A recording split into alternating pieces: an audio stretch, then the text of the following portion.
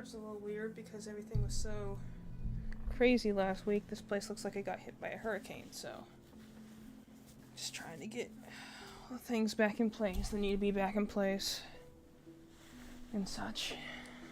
Not sure how long we're going to be going today, just I'm tired today, obviously. We've been kind of going. Here's my new stitch. It's a Christmas stitch. Have him, my Jack Skeleton over here, but my Christmas stitch came in, so now he's over here with me. I also got this nice new stitch blanket. So we got Christmas stitch, Halloween Jack, and then all the activities. I also got my gamer stitch over here. We got the stitch blanket. I also have a lot of stitch figures. You can't see them because they're out of frame right now, but yeah. I got my stitch cup over here.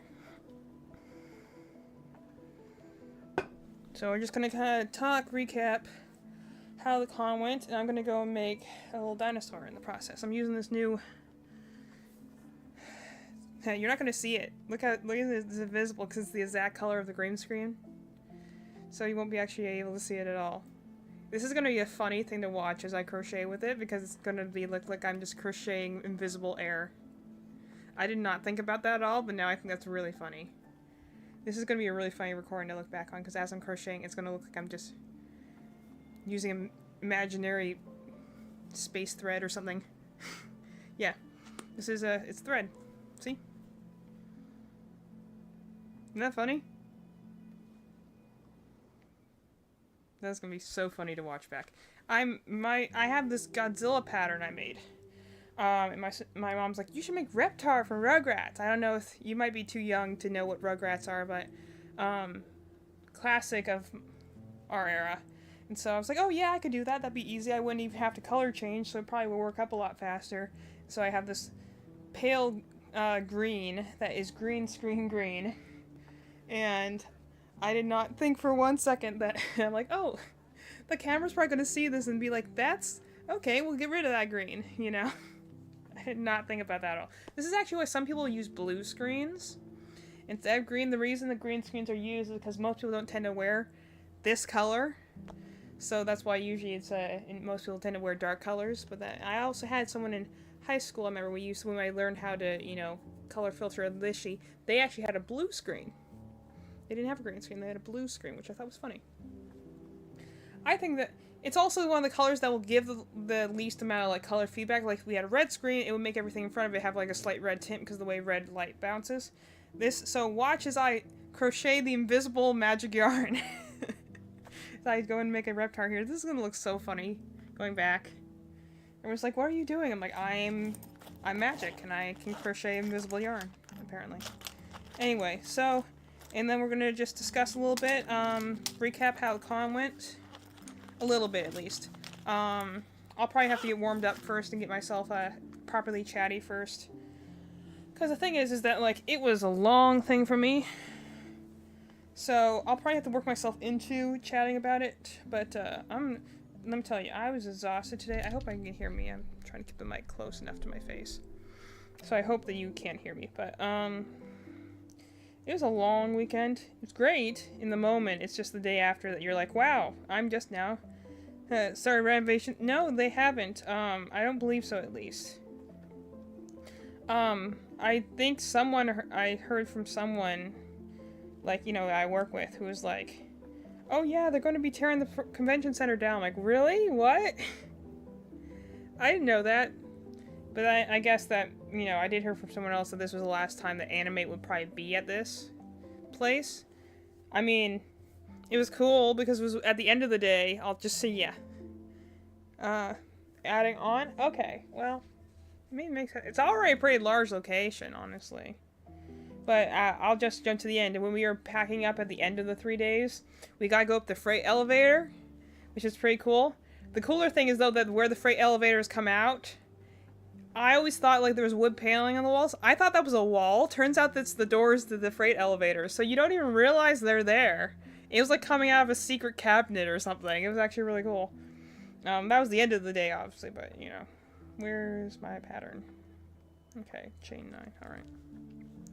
So, okay, well, I mean, the convention center is a really popular venue to begin with. Raleigh itself as a venue is really popular, especially for GalaxyCon. Which, I mean, makes sense. It's, you know, Raleigh's a nice city in the way of, like, most cities, like, the price you pay for I've never worked this kind of... besides this being obviously the magic yarn that disappears because we have the green screen, which I think is very funny. This is Big Twist Posh. I've used Premiere before, and I've used Big Twist Plush. This will be my first time using a Posh. This is a 5-weight yarn, believe it or not. Which is funny, because, like, the Premiere stuff I use is a 6-weight yarn. It's the same size as this yarn, but this is a 5. So we're going to see. I expect the creature I make will be a little smaller because of it. 1, 2, 3, 4, 5, 6, 7. Wait. Am I supposed to be doing this with an 8? Oh. Well, this is too tiny for an 8, so how about... This is a 5, so... I have a 5.5 in here. So I could use a 6. 6 would give me a slightly larger loop size. But this is about as big as Premiere. I'm going to stick with the 5 hook. The pattern calls for an 8, which will give me bigger loops and therefore a bigger size.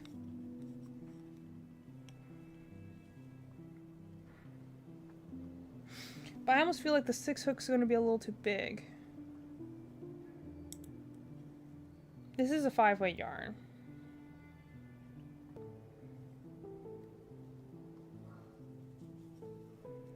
Let me see how big the loops look like when I do the 6. Because the way the yarn and the size of the hook does determine how big the thing turns out in the end. 1, 2, 3, 4, 5, 6, 7, 8, 9. How about we go with the 6 hook, because then that's not quite a jump as the pattern calls for an 8 hook, but it's also calling for 6-weight yarn. So let's go with the 6 hook. That way the size isn't too drastically different, and also will give me a little bit more room to do chains. Okay, let me do the base chain, and then I can start talking about it. I have to pay attention to actually making the foundation first, and then I can start playing around a little more. Put you right there. Okay, let's see here. 7 along the chain, alright. I don't know when the last time is I used my 6 hook. I might have used it when I made a Freddy. 1, 2. I apparently used it for something because it's still in my bag. All my other ones I don't use very often are downstairs. 3, 4. The biggest danger when you're using a larger hook. 5, 6, 7 is that you might have spaces between your stitches, which doesn't matter if you're making like a scarf or a blanket. But when you're doing a plushie, amigurumi as they often call it, you don't want big spaces. Xandrian 54321. I like the name. Hi, welcome to the stream. I'm crocheting a Reptar. I'm going to talk a little bit about this anime con I was just at. I like your name. That sounds like either a ship name or it sounds like something that'd be out of, like, a sci-fi movie. Or potentially something that was, like, you know, high fantasy. Reminds me of Xander. Which I can associate with many things. 1, 2, 3. Okay. Yeah, so this should work out pretty fine. This is so funny to watch me do it. I'm working with a color that is neon green. And I have a green screen behind me right now. So it looks like I'm crocheting something that's invisible because it's chroma keying out the green behind me. That is really funny. Okay, let's see what I need to do after that. 6 and increase, alright. 1, 2,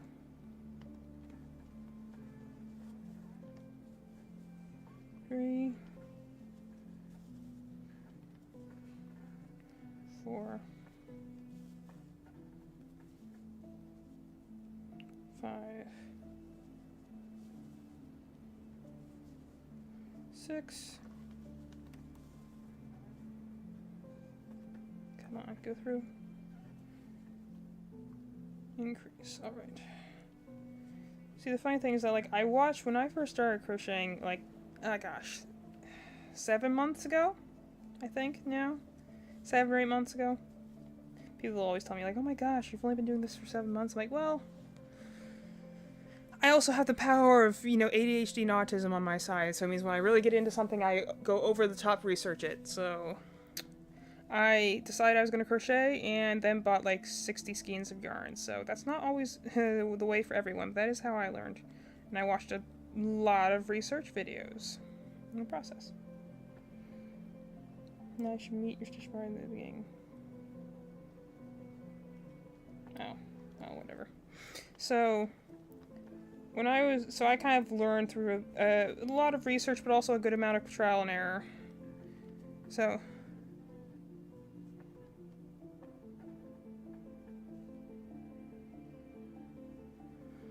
that's a long comment. I'm not going to read that out, but I'll read it myself.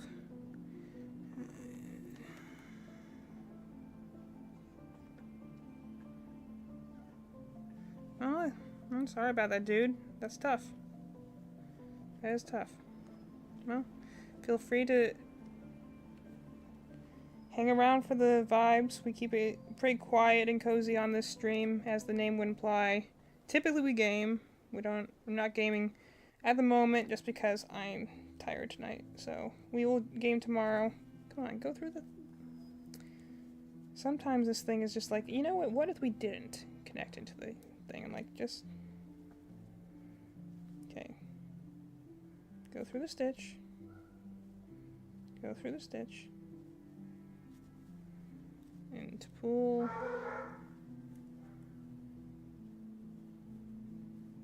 Okay, let me make sure I have the right amount of stitches here. Okay, I should have 18 right now. 1, 2, 3, 4, 5, 6, 7, 8, 9, 10, 11, 12, 13, 14, 15, 16, 17, 18. Okay, maybe I need to skip that way. Yeah, plans it. That's fine. I personally, if someone who is, never has really drunk before in my life, I have the option to. I just don't. Never been interested in it. Although, to be fair, most of the adult milestones I've never been interested to begin with. I had to be pushed to get my ears pierced. 1, 2, 3. Okay. 4. Okay.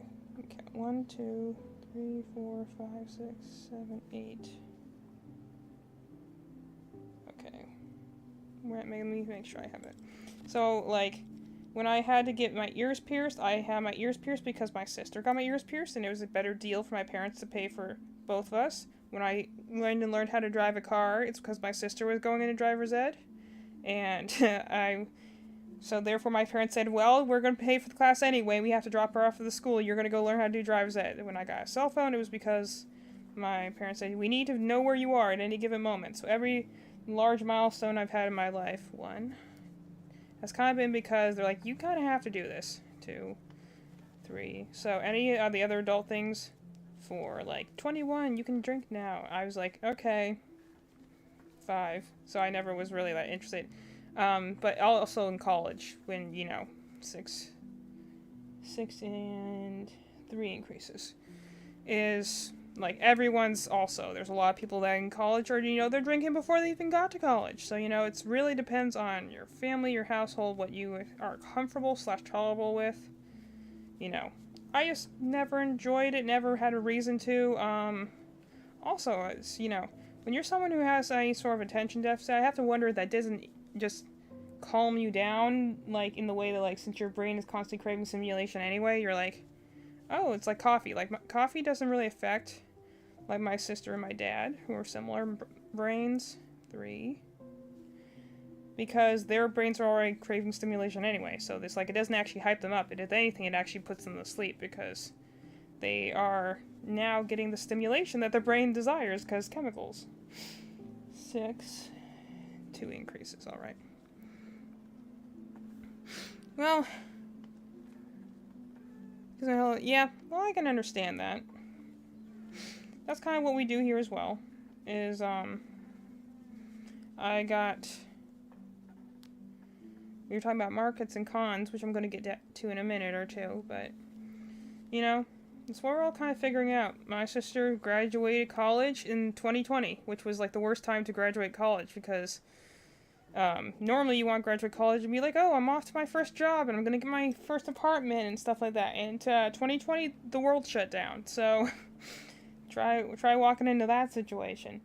And, you know, but what are you gonna do? The world shut down. She got her diploma over in like a PowerPoint that was streamed online because they couldn't graduate the traditional way.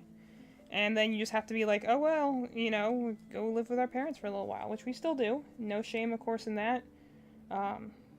6, 1. So like, you know, 2, 3. 4,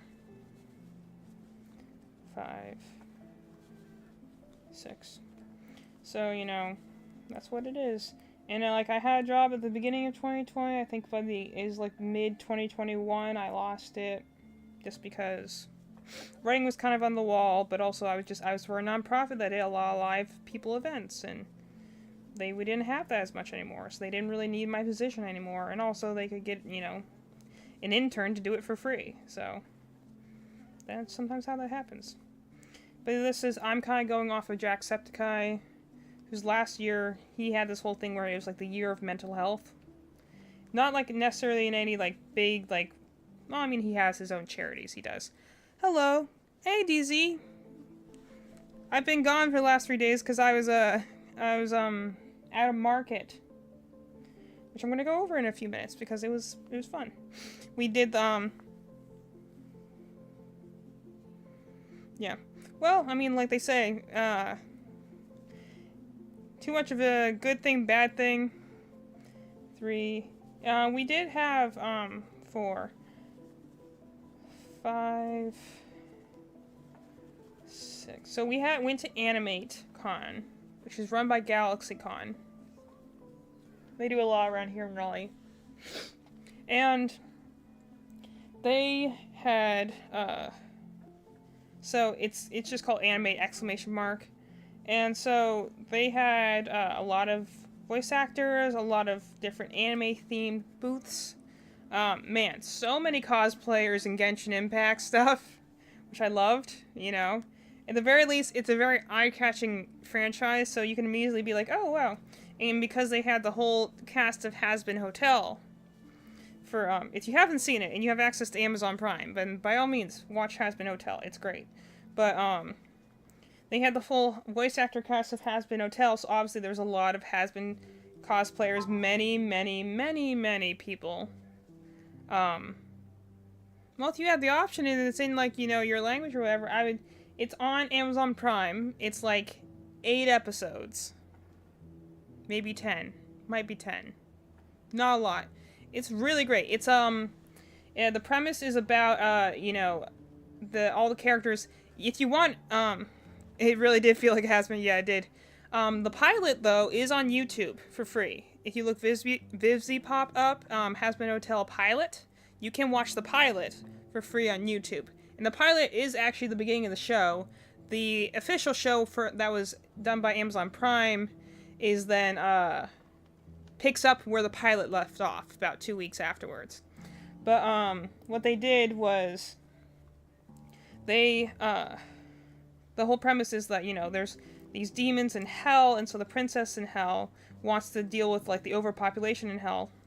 Has a problem, so the angels come down and kill them every year for an extermination event. So the princess of hell, who's Charlie, she's going to try a redemption program to get souls out of hell and into heaven so they don't have to worry about this whole massacre they have every year.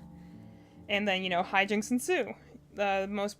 You know, like, there's a cast of characters. Most notably, probably one of the biggest kickoff plot things is she meets this other demon known as the Radio Demon, who offers to help her when everyone else is calling her crazy. So, of course, there's the whole mystery intrigue of, like, what is he in for? Yeah, and it's also a musical. That's the other thing. It's also a musical. It's really well done, though. They cover a wide range of song styles. They have a lot of really good singers. And it's, like, pretty much, like, I remember it came out around the same time as Disney's Wish, which, you know, was supposed to be their 100-year anniversary. You know, before I go into this, opinions on Wish. Did anyone see Wish / like Wish?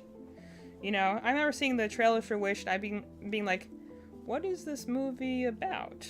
It has a very ambiguous name. Does anyone have any... okay, yeah. Before I start bashing Wish, let me ask if anyone actually liked the movie. In which case, your opinions are valid and we appreciate you, but... oh, good! Did you like it? And you saw the first 2 ones, right? I mean, even if you didn't, the third one's good, but it is a direct sequel. Yeah.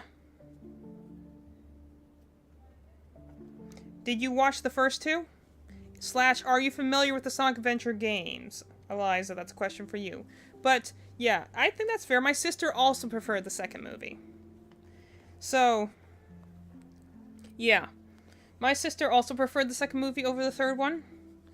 I think both of them still stand above the first one, because the first one's really just there to get the ball rolling on the franchise. I watched the movies, yeah. So, Eliza, I'm curious, it seemed like it had no point and is almost soulless. I would love to hear your opinions on that, and what it is that you think made the movie feel like that to you. Because I'm curious to see why you felt that way. Namely, do you have any background with Sonic lore / Sonic games? Yeah, I think that's fair. That is a fair... okay, sorry. You're still on the Wish thing. Yeah, sorry. That's why we have to be careful with our pronouns. You just use it sometimes. People are like, wait, I thought that you liked that thing. That's the careful things we have to do with pronouns, too. So, Wish. Yes, Wish is soulless and had no point. Good. Well, we'll talk about Wish in a minute here. But, I would agree. I would probably... Honestly, I have to watch all 3 of them in order again.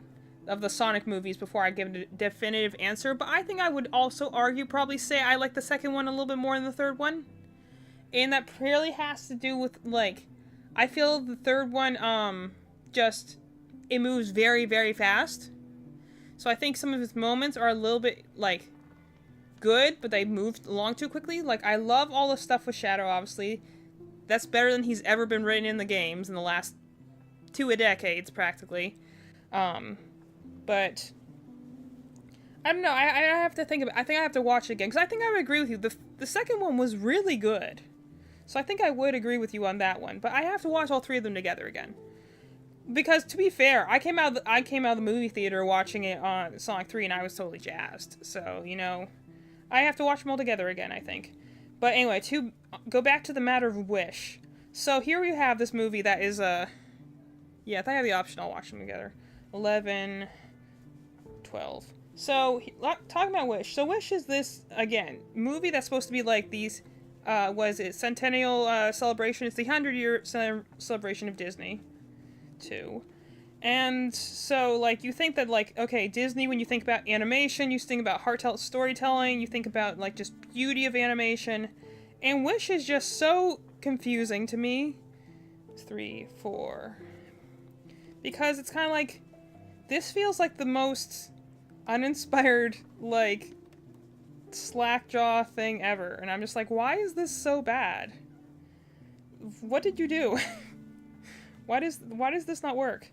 Like, on the amount of ways that that movie doesn't work is kind of almost a case study in of itself. Like, you almost have to be like, I almost want to study why this is so bad. That's why actually, whenever something fails very horribly, I like studying it in the way of, like, I won't watch it necessarily, but I like hearing what other people have to say about it, because the good movie critics are the ones who will say, yes, this sucks, but here's why.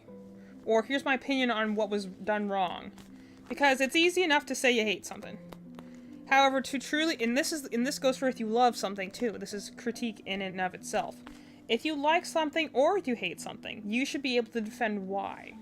So if you hate something, why do you hate it? Try and parse down your feelings and come down to what is it that I think made me have a little distaste. Like, if I was going to say, like, you know, Sonic 3 versus Sonic 2, what do I think I would probably bring Sonic 3 down a little bit? I think it moved between locations pretty fast. And there was one or two. Well, I do think he did a really good job. I think there were one or two scenes with Jim Carrey that go on a little long for me. But like, you know, on the other hand, I also really like Shadow and Keanu Reeves nailed him way better than his current voice actor doing. Yeah, I agree. Some of the comedy just feel a little off, which is fair. But that is the nature of the thing too. So, like, yeah. My mom, though, she was laughing the whole time, so she found it funny. And that's also the thing, too. You have to be aware of your own, like, bias he's going in. For instance, me and my sister really love Sonic Adventure 2, which is what their movie is strongly based on. But, like, my mom has no context for that. So, while it might have seemed lacking to my sister, who really loves Sonic Adventure 2, my mom doesn't know any better than that, so yeah. I think one of the characters he played was very good, and the other one was a little overdone. So, which was honestly fine. I thought that the biggest thing, though, is that, while I do think that there were some stutterings in the middle, the ending was very strong, and I think that's really the important thing they had to nail, which is why I think ultimately, at the end of the day, it's a very good movie. You have to have a good ending. Okay, which row am I on now? So, 12, okay. So, the biggest thing, to go back to Wish, because we gotta get back to Wish. So Wish is confusing to me because it, again, like Liza was saying, it feels so, like, lifeless. Like you went in without a story. You went in with, it comes across like a banner. Like you would use to celebrate something that has no words on it. You know, like, it's like, okay, you're telling us we're going to celebrate because you have this bright, colorful banner, but you put no words on it, so I don't know why we're celebrating. I don't know why I should care. And it's not even that good to look at, you know? Oh, wow. Liza has some thoughts. Let's look and see what she has to say about Wish. So about Wish, I was actually looking into why it seemed so empty. They were trying to pull back to the original hand-drawn animation style, but they mixed it with digital watercolor palette and mixed with the sun insignias and not the most do not wax. So, I mean soulless in terms of storytelling, but that is also true. Wish is uniquely soulless on every level, which is not easy to do, especially when you're Disney. It's soulless on a music level, which we're going to discuss because that'll be our tie back into Hasbro Hotel.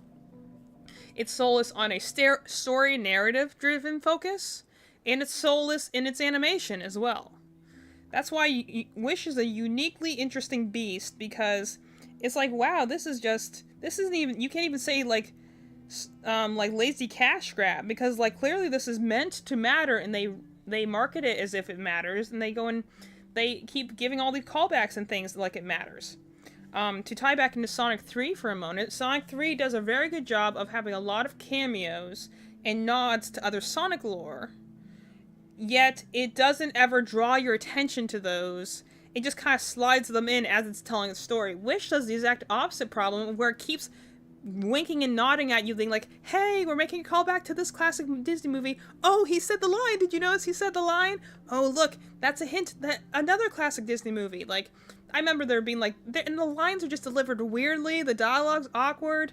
Like, they're like, oh, like, I remember this one they have Magnifico say, like, lines like, oh, the dream to fly? What about Neverland? And he crushes in, is all imposing. I'm like, first of all, the line doesn't even really make sense in the context, and two, that was clearly just supposed to be a shameless, nod to Peter Pan, but it still doesn't make sense in the context, and it was way too obvious. So it's kind of like, if you're gonna do a cameo callback, have some respect for the audience and understand that those who want to see that / notice those sort of callbacks will find them. That's what, like, the biggest thing that, like, Sonic 3, I want to rewatch is to go to find all the things, because, like, for instance, I saw a moment where they put the Bio Lizard in there, who is a major boss in Sonic Adventure 2. My sister missed that moment, but I caught it. And it's not an important moment in the movie, it's just a little wink and a nod that's there, or, like, the things with the chows and stuff like that. But it's there for those who want to know it's there, you know? That's the important thing. 3, 4, 5, 6, 7. I lost track of my things. 8, 9... 10, 11, 12. Anyway, I know that's the thing that they callbacks. If you're going to make a clever callback, you have to, again, that's the thing. That's why Wish reads to me as an insecure movie, because it's so uncertain of itself, yet oddly confident in other areas that it does not deserve to have the confidence in. So, like, it has all these callbacks and these little nudges and winks and nods and stuff like that, but they're so strongly, like, punching the audience in the face that, like, you're like, okay, now I just feel like you're talking to me like I'm an idiot, or like I'm a child, that I'm not going to notice these things. Disney fans are so diehard, they are like, you know, Apple fans or something. Like, they will find it. They make, like, big timelines of how, like, the worlds could be done together. They have, like, they found, like, the whole Frozen theory that was, like, Anna and Elsa are related to Tarzan because the boat looks vaguely similar in those two movies. Disney fans will find the callbacks. They'll find the hints. You don't have to shove them in their face. But then, like, when I was saying the things that it's too confident in some areas is, like, the music. The music is the big thing, which we're going to come back to here. Is that, like, they... Single minute increase. They believe, like, the songs are, like, is that the biggest issue with Wish's soundtrack, which we're going to get into when we go into Hazbin Hotel a little bit more, is Wish's soundtrack is a bunch of pop songs. Now, not to say this is a bad thing. However, a musical is different from a pop album. A musical is telling its story with its songs. This is important. Whether they're diegetic or not, this is the way that half the story is going to get across to the audience. Wish doesn't do this. It has a bunch of songs that it wants to be major hits, and some of them, to be fair, the melodies are catchy. But none of them make sense. The dialogue sounds weird, and, like, some of the lyrics are just outright strange, and you're just like, which one? It's I'm a Star, I think. If you ever listen to actually, like, listen to the lyrics of that song, I'm a Star from Wish? The lyrics are so nonsensical that you're just like, they have, like, call and responses and talks, but they're like, they'll be like a call, but no one responds, or they'll say a statement, then just say the same exact statement with slightly different words, and you're like, so essentially we sang a song that's about nothing because we didn't actually say anything about the moment, or the emotion, or move the story forward in any way, which is what, like, a musical has to do. 1, 2, 3, 4, 5, 6, 7, 8, 9, 10, 11, 12. Okay. Did I miss a few? Anyway, oh, times 6. Okay. Sorry, I was reading the wrong row. So that's 3, 4. But Wish it was done by a pop song writer, to be fair. Like, there was someone who didn't write musicals, but is a pop song writer, so she's doing the job she was hired for. The thing that surprised me, I never blame the people who make the things. I blame usually the directorial people and being like, why did you choose to get that person? 1, 2, 3, 4, 5, 6, 7, 8, 9, 10, 11, 12. It's like when someone gets miscast and you're like, you feel bad for the actor because clearly whoever was doing the casting just didn't know what they were looking for, and then they got an actor who just didn't fit that role. Because that's important as well. But so the thing is with Wish is, so, like, they get a pop songwriter, which is fine. You know, they can write good songs, and I like a good pop song myself. But you can't have every song be a pop song. You have to have different levels of emotion as the things go. And even, like, you know, Asha is the main character, by the way, who also has no personality and no real desires or wants or needs, so you're kind of, like, wondering why she's on this journey. Like, let's analyze Wish's, like, first 15 minutes for here. Her whole thing is to become she lives in a place called Rosas. In, like, again, she has a, like, the soundtrack sounds like it really wants to be Encanto. But the difference between Wish and, like, Encanto or Moana is they were done by Lin-Manuel Miranda, who is a musical writer. He makes musicals. He knows how to make a story through song. So he could do that, but, like, they have, like, the City of Rosas, which is clearly trying to be, like, Welcome to the Family Madrigal from Encanto. But so we have this one protagonist who she's normal, but she's quirky, but she also is, like, you know, kind of a little dorky, but also brave, and they've been kind of going with stereotypes of that. Oh yeah, I love Encanto. The funny thing is, I loved Encanto from the first watch. Half of my family was not sold on the first playthrough. That's why I forced them to watch it a second time and be like, okay. I'm assuming some of you weren't paying attention all the way, but I'm like, this movie is amazing, and the soundtrack is awesome, so we need to watch it again so you all realize how great this movie is. Like, that's the last big, good Disney movie I can say that they've had. Where I'm like, this has a very interesting story, it has a good message, and the music is wonderful. I relate a lot to their problems that they have. Like, even though she's the middle child, I relate to a lot. Like, I loved the first song I listened to by her was Surface Pressure, which is Luisa's song. And I relate to that a lot sometimes.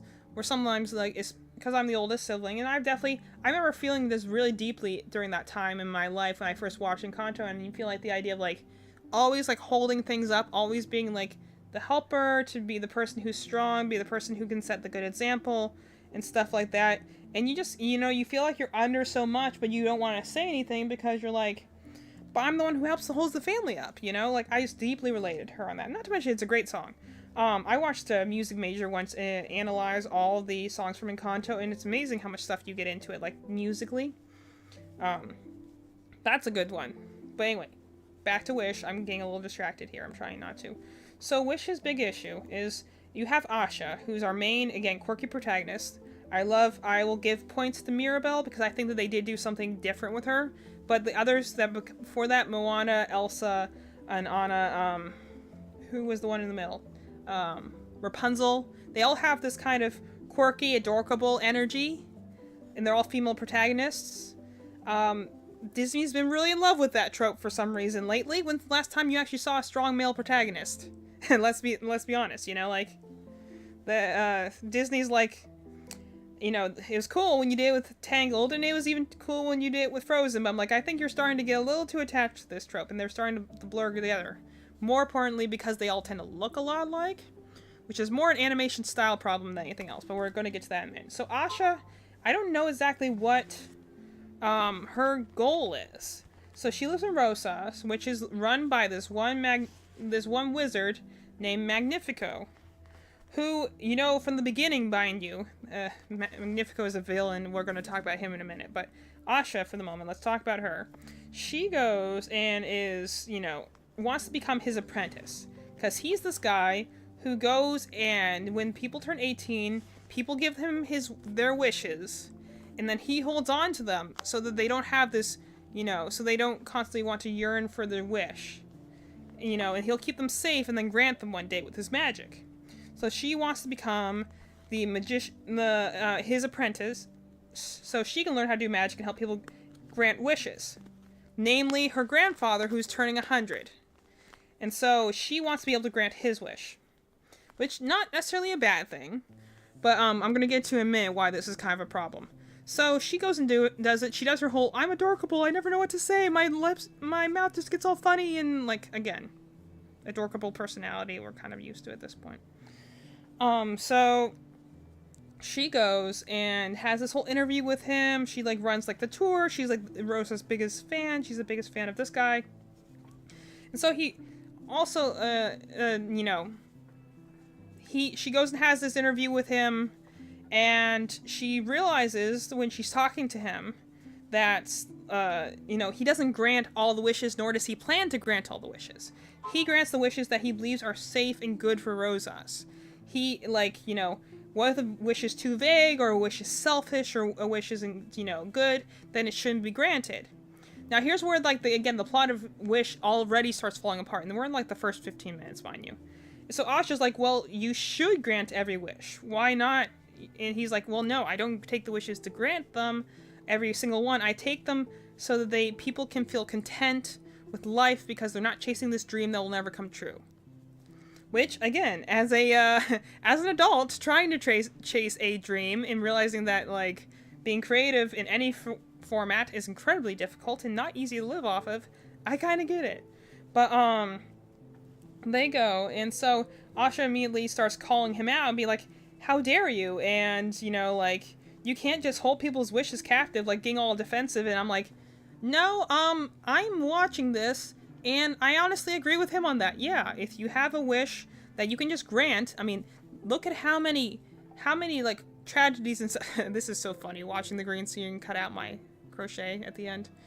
But how many like horrible stories do we have, or like cautionary tales we have about genies, like properly wording your wish, or otherwise you'll get exactly what you asked for, and that might not be what you want, or like monkey paw wishes, where you get a wish but you lose something vital in the process. Like, how often have wishes gone totally wrong? And I get the whole point. The movie's called Wish. Disney's all wish upon a star and stuff like that. But I'm like, no, I kind of stand with the king on this one. Like, literally, he goes and says, like, the reason he became a sorcerer is because his original homeland was a place that was prosperous in paradise, but people with selfish wishes squandered their resources, brought ruin to the land, and destroyed the kingdom. So he therefore puts a tight ban on wishes to make sure that that tragedy does not happen again. That sounds perfectly reasonable.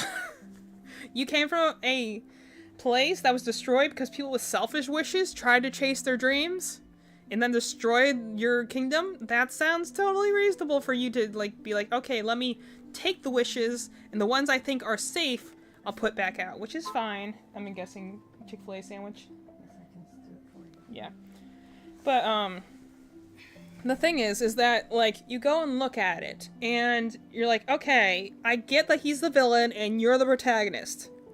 He's making a lot of sense though, so therefore you have to have a better argument in order for me to be like, her argument should have been like, well, why should you be the one to judge? Slash, you know, like, okay, I get that you did this, but maybe you should tell people, like, you know, straightforward that you're not going to grant their wishes. They all believe that they're going to grant their wishes.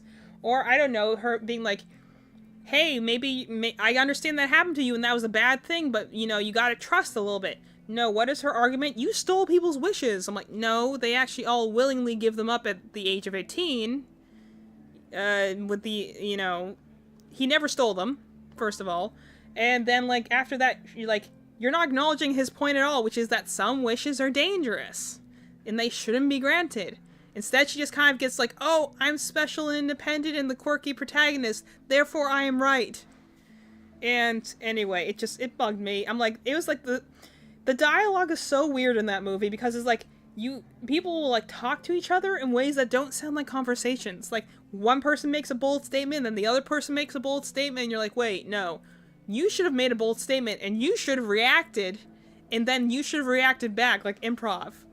You know, yes and reactions and stuff like that. Instead, they're all just kind of making blanket statements and like, or just being like, hey, I'm speaking, so you remember I'm in the scene.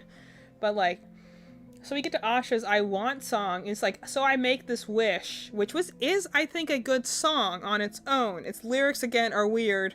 All the lyrics in this movie are weird.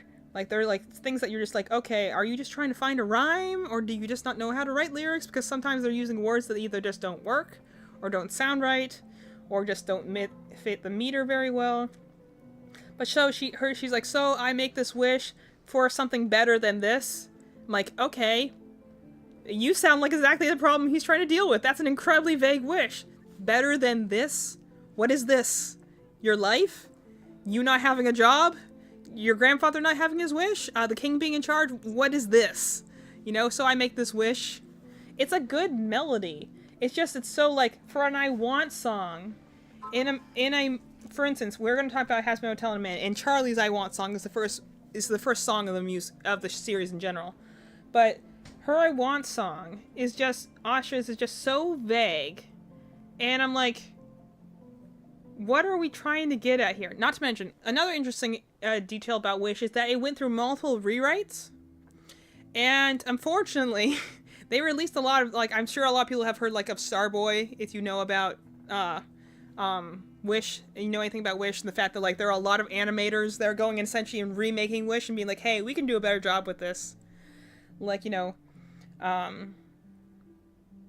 At All Cost, for instance, is a song that comes right before her I Want song, which is a song between her and Magnifico for some reason. But there is a demo of the song where it's originally a love song between two people. You know, And like, I will protect you, I will love you at all costs, you know? And then it later is turned into a song between her and Magnifico in the beginning, where they're talking about the wishes, and he's going to protect the wishes at all costs, and she wants to protect the wishes at all costs. But it sounds weird, and also it's like, this is clearly a love song, and you two are not love interests. This is the main antagonist and the main protagonist. This is kind of weird that it's here. And so, like, the original version of it is like, and... Gosh, I'm gonna go. I'll do a little bit more about Wish, and then I have to move on to something else because I could rant about this movie for hours. There's so many things about it that are just strange and weird to me. I'm just kind of like, Disney, come on, man. I would honestly have to go and like watch the movie and be like, okay, let's just pause every 15 seconds, and I'll state about what I'm frustrated about with this scene. You know, it would be a long recording, but I would be willing to do it. Anyway, let's see. Single around. So what's my next? 12. Decrease. All right. So, the Wish was supposed to have, they have the wishing star, you know, Asha wishes him, and he comes down, and he's a little adorable mascot that's clearly made to make merch, you know, it's like an animal, they already had an animal mascot in this movie, yet they needed another adorable mascot to go make merch with, sure, whatever, but, like, when the leaks got out, the one, they could have had a villain couple, which would be the first time we've ever had a villain couple in a Disney movie, which would have been cool. And also, female villains are also just way more intense than male villains. It would have been a great twist villain to do, but they didn't do that. They wussed out. But also, they made Star originally is a little star, as you might see, and he's mute. He doesn't say anything. He's just kind of there to be cute. He doesn't really do anything in the plot besides the fact that I'm saying, like, oh, here's the wishing star. He doesn't really do anything besides be a MacGuffin that can, like, coo and fly around and stuff. He doesn't really do anything. But they originally want Star, the wishing star, to be, like, a humanoid figure. So originally, like, there was concept art of, like, showing him, like, as an old man. Then one is, like, a younger, I think one was as, like, an older female, maybe.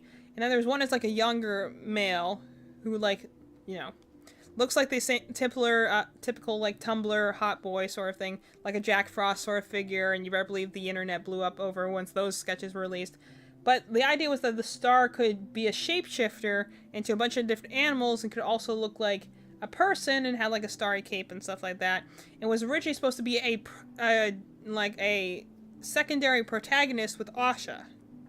However, they decided against that because they thought that Asha's story was strong enough on her own, and they didn't want to give her a love interest for fear that that made her story weaker.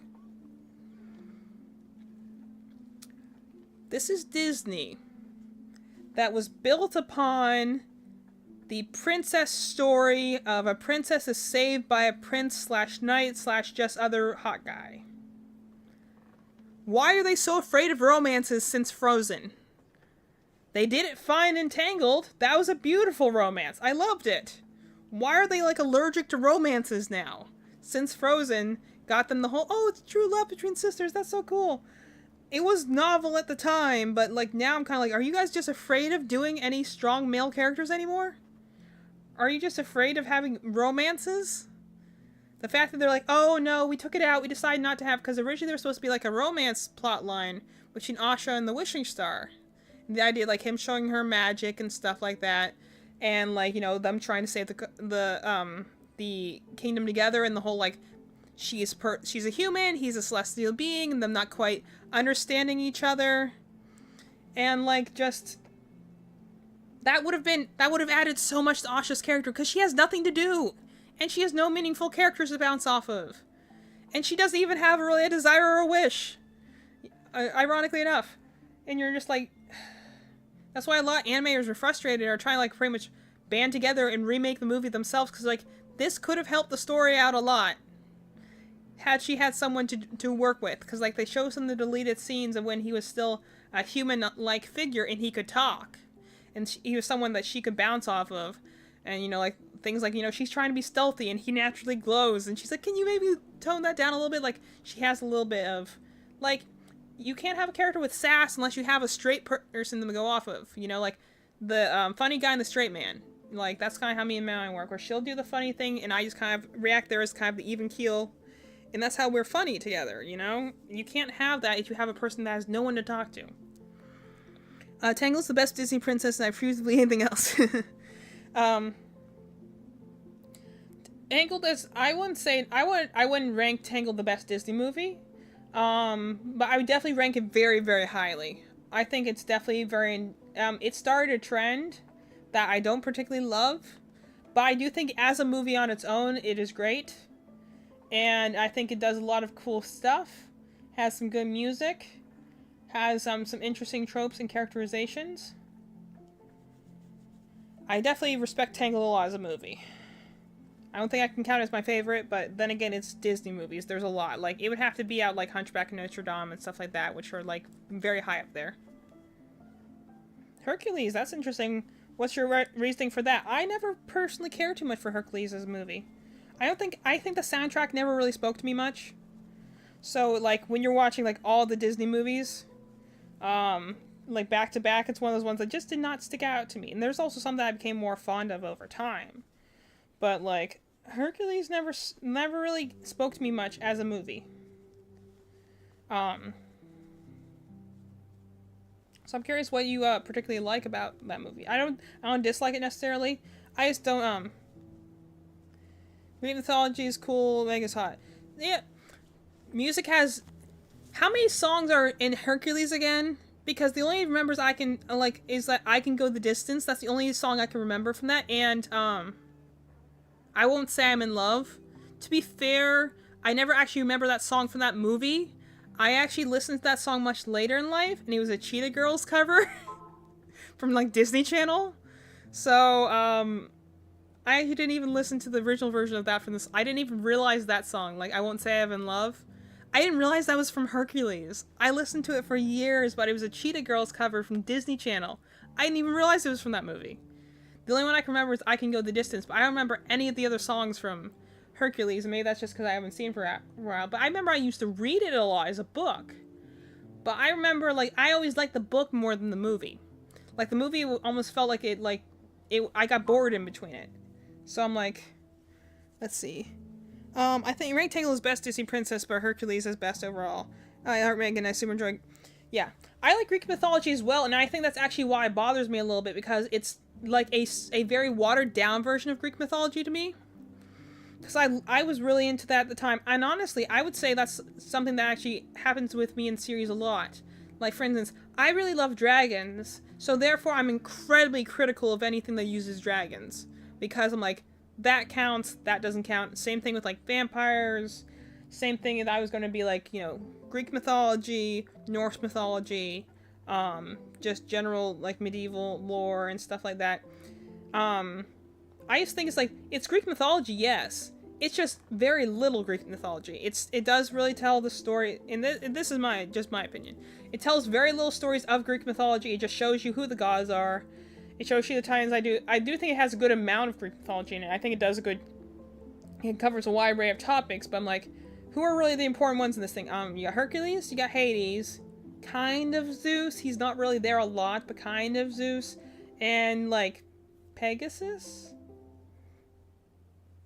Like, it's talking about the trials of Hercules, which I know is a you know, it's a big part of Greek mythology too, but I'm like, it's one of those things where I'm like, I think it's also the way they're drawn. I'm not a particular fan of that art style, and I think that that's part of it for me. Also, to be fair, I think there's a lot of, like, it's also the most boring world in Kingdom Hearts, is the Hercules world, because it's literally just tournament, tournament, tournament, maybe a little story beat, and then another tournament. So I also maybe have a little bit of, not necessarily resentment, but just, feeling towards Hercules because of every time the Hercules is used in the Kingdom Hearts world, it's always boring. I'm like, why can't you let this world have some story to it? Single and a decrease, alright. Yeah. I'm glad you guys like it, though. Maybe I'll rewatch it at some point, but it's just one of those things I'm like, I remember, maybe it's the art style. I remember for some reason just being not impressed with it. I've read the book. I like Greek mythology, but I'm like, I don't remember really any of the music. I don't really remember any of the, I know the plot line, but it's like, it's also something that I was like, not too, and very impressed with. I guess when you're comparing Disney classics and you're competing with, like, The Hunchback of Notre Dame, Lion King, Lilo and Stitch, these are all deeper movies to me than the Hercules tells. Not because it's bad, but just because it's a one I've seen before. It's your typical hero's journey, and it is very well done, and that is just how a lot of old mythos stories go, in general, you know, like, but it's also one that I'm just kind of like, alright, you're not a bad movie, but also I'm not, you know, there's a lot of competition. There's a lot of competition. 1, 2, 3, 4, 5, 6, 7, 8, 9, 10, and 12. So I need to do 1, 2, 3, 4. Okay. 1, 2 more. Okay. Because, like, you know, that's my biggest thing. So, like, when you're competing with something like Hunchback of Notre Dame, the deep themes that one's going through, man, Hellfire as a villain song, I don't think it gets better than that. Hades doesn't have a villain song. Also, do you know how much of a travesty that is? If you don't have a villain song, then it's just sad. If you're in the classic era of villains, all the villains had a villain song, and Hades doesn't have a villain song. They just have a, I think they have that one that they sing in the middle of the movie. I don't remember what it's called, but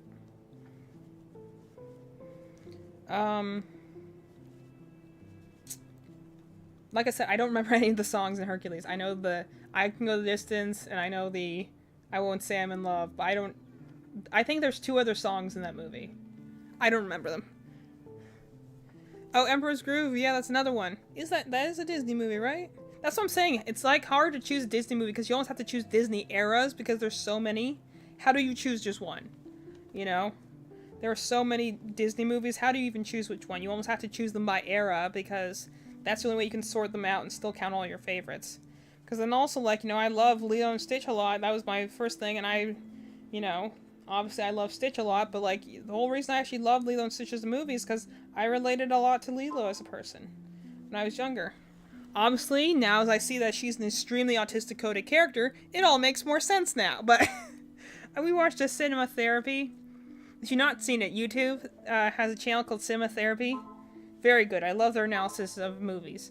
But, Cinema Therapy did a analysis on Lilo and Stitch, and they're like, let us, like, list out 10 different ways Lilo is very autistic coded, and I'm just like, oh, that's why I love this character so much as a child.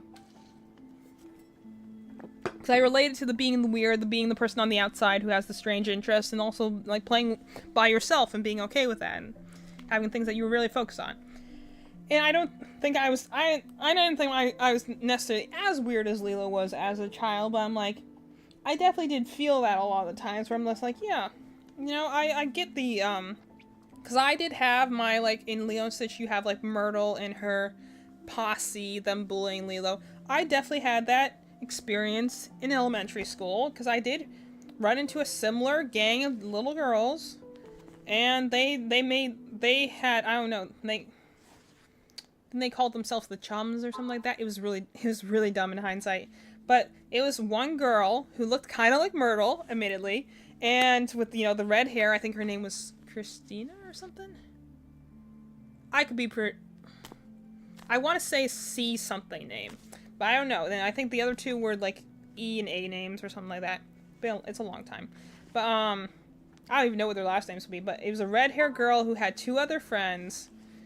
No, 3 other friends, and she made a distinction that I was not welcome in that friend group, even though I was friends with one of the girls, and then that one girl kind of ditched me and be like, no, I want to be part of our friend group. And so I have been in the exact situation Lilo was in, where you try and make friends with a group, you think they're your friends, and they always are just kind of pushing you off and trying to get you away from their group so they can do their group things. Kids are horrible. Yeah, I agree. Kids can be horrible. So I'm like, I think I relate a lot to Lilo like that because I lived that situation. And like Lilo, I'm like, but they're my friends. They let me play with them, and I show them my cool toys. In my case, I was showing them Stitch toys and other things I was making. I made little creatures out of clay and, you know, paper, and I wanted to share it with them. And, you know, I had like these little projects I wanted to do and wanted them to include them in, and I literally was Lilo as a child. So that's why it's kind of like, yeah, in hindsight, the autism was pretty obvious. But again, I have a very loving family who just never thought anything of it. You know? You're like, okay, I'm a weird kid. And that's just it is. I'm like, I accept myself and I am accepted by my family, you know? So you're like... And kids can be cruel. Kids can just be horrible. You can be like the most average, normal kid everywhere, and you can still run into just little monsters. I see them even at preschool, and you're like, you're too young to start this. We cannot be starting girls and cliques and drama. You're 4. We cannot be doing this yet. You at least wait until you get to elementary school. It's horrible as kids as our teenagers are worse because at that age you learn to be mean and manipulative. Well, having families helps a lot. Yeah, it does. Well, that's the thing. It's like I remember like a year or 2 ago, we met some we had some students that were like, again, little mean girls, and you're just like, you should not be this manipulative at this age.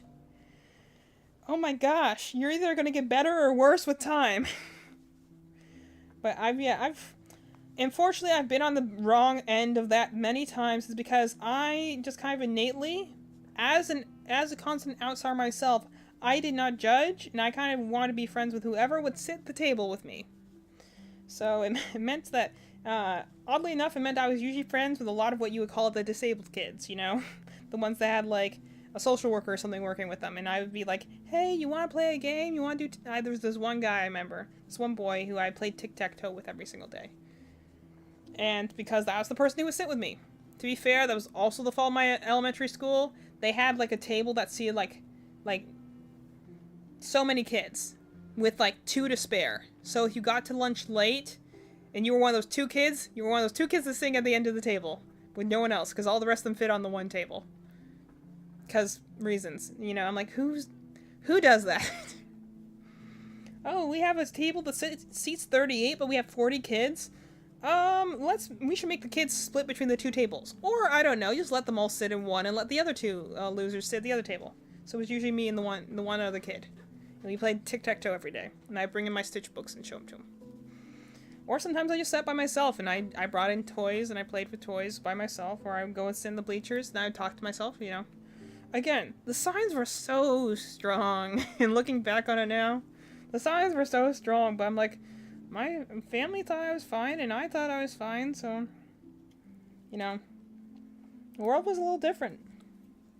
The thing you always have to remember is that, you know, like, new stuff is now, research is being done, and like, we realize a lot of mental disorders look like they don't look one way. Most mental disorders, in fact, don't look one way. They usually look like 4 different ways. And like, you know, that's cool. It's just realizing that the boxes that we originally drew are just a little bit more blurry than we originally realized. That was the biggest thing that helped me with my diagnosis as an adult, was realizing, oh, I've always had this one singular image in my mind of what this thing looks like, and now I realize it actually can look like a lot of things. And that's actually really nice, to realize, oh, I originally thought I was just weird because I didn't fit in that box, and now I realize I am in that box. In fact, it's not even a box at all. It's like a cloud that people kind of come in and out of, and it's thick in different areas, you know? Yeah, exactly. Technically speaking, your brain doesn't finish maturing until you're like, I think it's like 23 for females, 25 for adults, and if you have any sort of neurodivergency, you usually add 5 to 10 years on top of those numbers. So technically speaking, my brain should be fully developed by now because I'm almost 30, but... I'm still in that kind of weird zone. 1, 2. Anyway, where were we? Gosh. I need to have a prompter up in stream so I can remember where I'm going with these topics. 3. I got distracted. We talked about Disney movies. 4. We talked about Hercules. Talking about Disney movies. What were we talking about before that? We're talking about Wish. Oh, the reason I brought up Wish in the first place was because I was comparing it to Hazbin Hotel, which I saw someone else compare, because they actually came out at the same time. Or at least in the same time frame. Wish as a movie and then Hazbin Hotel as a series. It is a series that is a musical. You could easily watch it like one big long movie, but it is a series. So, Hazbin Hotel, I've told you before. the cool thing it has is that it has a lot of different variety of song styles, depending on the characters, because every character has a different background and personality, so naturally, you know, like, one of them is like an old-timey radio host, so he has a very jazzy sound to a lot of the music that he's featured in. And, like, his are also, like, a lot like rap battles, because, like, usually it's him going up against another character. But they have a very swing electro sound to them, but they're, like, also very much like rap battles because he's a radio host.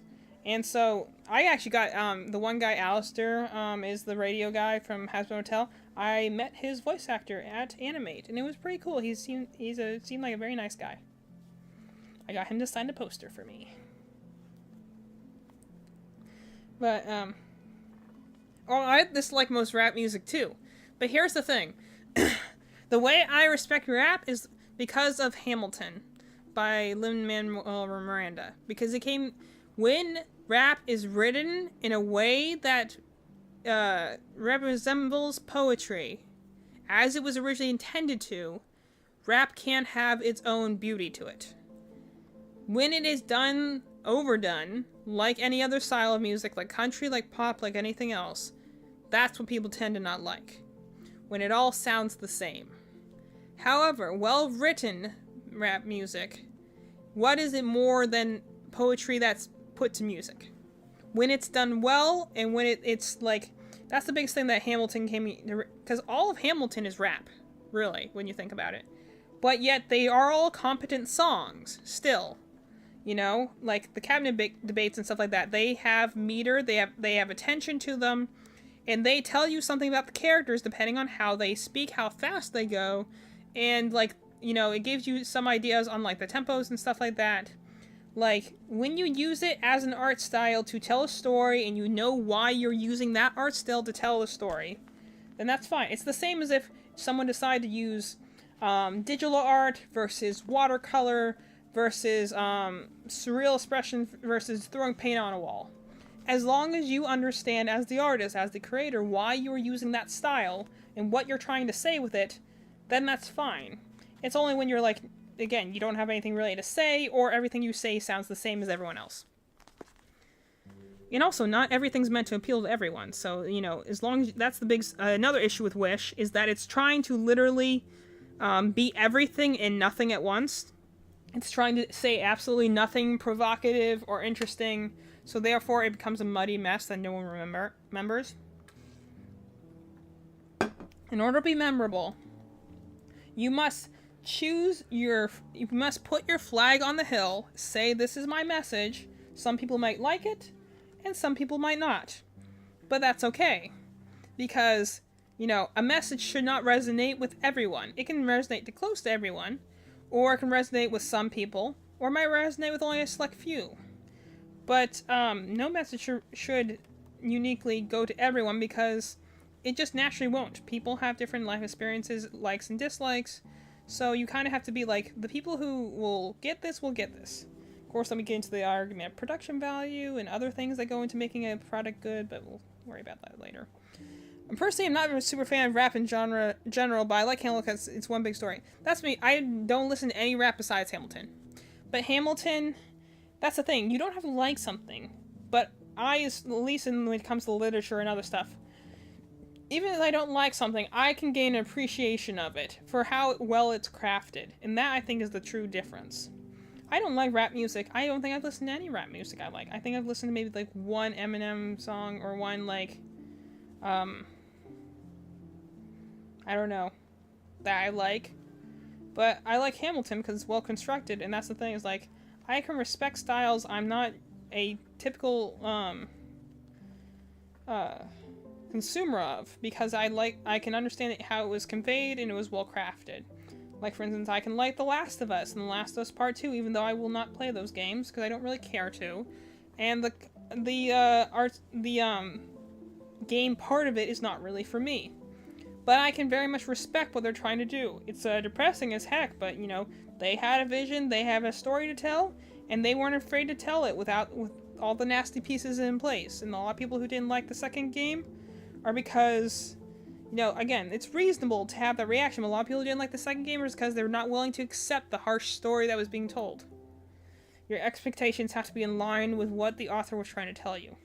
It's also even why some people like Sonic 3 versus not liking Sonic 3. It's like, where were your expectations at when you went in? 4 and an increase. Alright.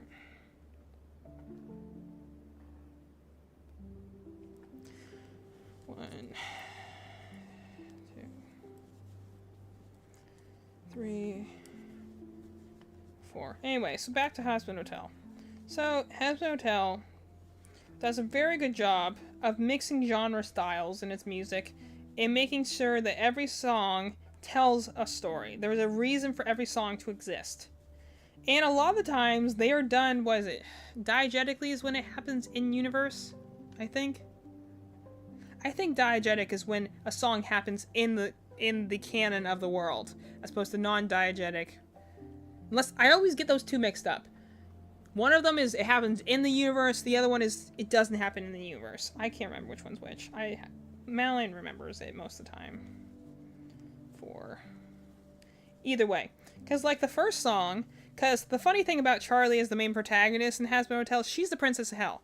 She's literally a Disney princess stuck in hell.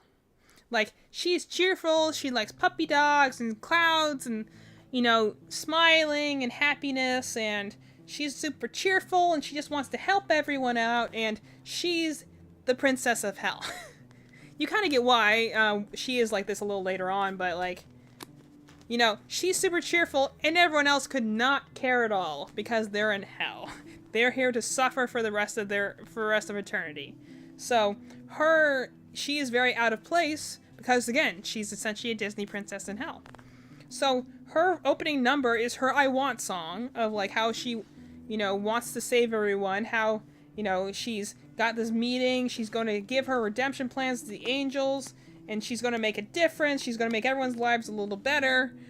She's a bit naive, no doubt about it, but, like, her I Want song is, like, it's going to be a happy day in hell. That one you can also find on YouTube if you're interested. They do have a lot of singular demos of the songs, but you really need the context of the show to understand what's going on. And so her whole I Want song is like, I'm going to go and make life better for the sinners out here, even though none of them care about her, and a lot of people think she's stupid. You know, but she's, you know, just because they're like, this idea will never work, the sinners don't care, they wouldn't, like, not even her parents, like, really support her dream, because they're like, no one's ever going to do anything about this. So she's diegetically singing this song about a happy day in hell, and how she's going to save everyone, how she actually does really love where she lives, and stuff like that. And the whole time she's singing this Disney princess-esque song as, you know, people are blowing each other up. Or, you know, like, doing other X-rated adult things in windows, and, you know, it's hell. So, like, they're all doing just ridiculous, like, level of horrible stuff while she's dancing around and singing and making rainbows appear around her, you know? It really gives you an idea of what the show's vibe is going to be going forward. And the cool thing is that, like, you know, she does have a lot more depth to her. You see that as the show goes on. But I like the fact that she has a very strong I Want song, which is the idea, like, I want to save my people. It's coming from a good place. She might not exactly know exactly how to carry it out yet. But I like the fact that she has this song she's singing in hell diegetically as things are blowing up around her. It says something a lot about, like, how she is. She just bursts in the song in the middle, in the middle of the street, even though, you know, she's in hell. And that's the thing that Hazbin Hotel does really good, is that their soundtrack is phenomenal. A lot of different characters get a song, and every single song is an important moment in the show, for one reason or another. Especially, like, some of the episodes get really dark in their themes. Not actually in a bad way. In fact, it's actually in a very impactful way for the characters. But they're willing to show you, in order to show you the true strengths of the characters, they also are willing to show you when they're on their knees, which is kind of the important thing. And something that I think a lot of, like, movies have an issue with now. If you want a big triumphant moment for your characters, you have to be ready to punch them in the stomach first, you know? You have to be able to... This is the problem with a lot of Marvel heroines, and some heroes as well, is that the one I usually reference and kind of shamelessly bash on is Captain Marvel. I'm like, the reason I don't like her, purely from a story perspective, is she never has a moment where she loses. She never has a moment where she's weak. She never has moments of uncertainty. She never has a moment where she's the underdog, where she loses a fight, where she really has to look inside and reconsider herself. She's just strong from the get-go. And how did she get stronger? By, not letting the man pin her down, even though she wasn't really pinned down and has been acting independently up until this point in the movie.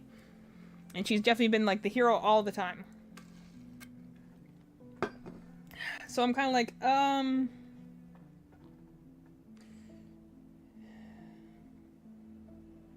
3 and an increase, 5 and an increase.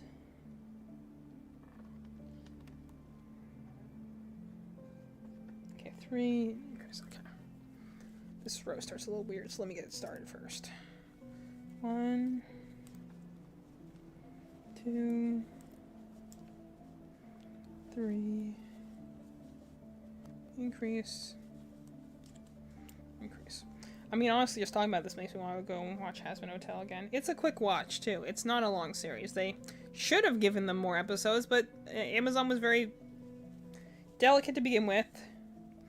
And, you know, for some reason there's a trend lately about new shows, like, instead of getting full seasons, they get, like, a fraction of a season. So, and anyone who says that, like, Hazbin Hotel has a rushed pacing, I'm like, if it does, it is not their fault, and they handled it beautifully for the fact that they were given, like, 10 episodes to tell a story. A pretty big story with emotional beats and everything. And musical numbers. And they managed to fit it all in that many episodes. My hats are off to them. And it honestly doesn't rush too much. There are a few just time jumps that you have to just be ready to roll with, but it's anything that I think ruins the pacing, as much as some people might say that. They touched on Captain Marvel's vulnerability in the third one, but probably should have waited that long. What could it possibly be? I don't know. She's weak to, unless it's like a real hard vulnerability. I'm like, first of all, does anyone even know there was a third one? You know, I know there's the first Captain Marvel. I think there was the Marvels. Is there a third one? I don't even know, to be honest. I know there's the one that has like the one girl.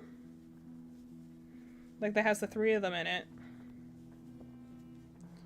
I'm like, what possible... The Marvels... What was the second one? Did I miss one in some there? I mean, honestly, there are so many Marvel movies at this point. I might have just genuinely forgotten, but... which one's the second one? That's Captain Marvel. 1, 2, 3... 4, 5. Increase. Unless are you counting her appearances in Endgame?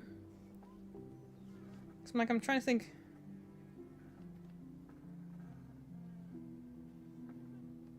I didn't know there was a second movie, I'll be honest. Like, I know she appears in Endgame. Was it a TV series, maybe?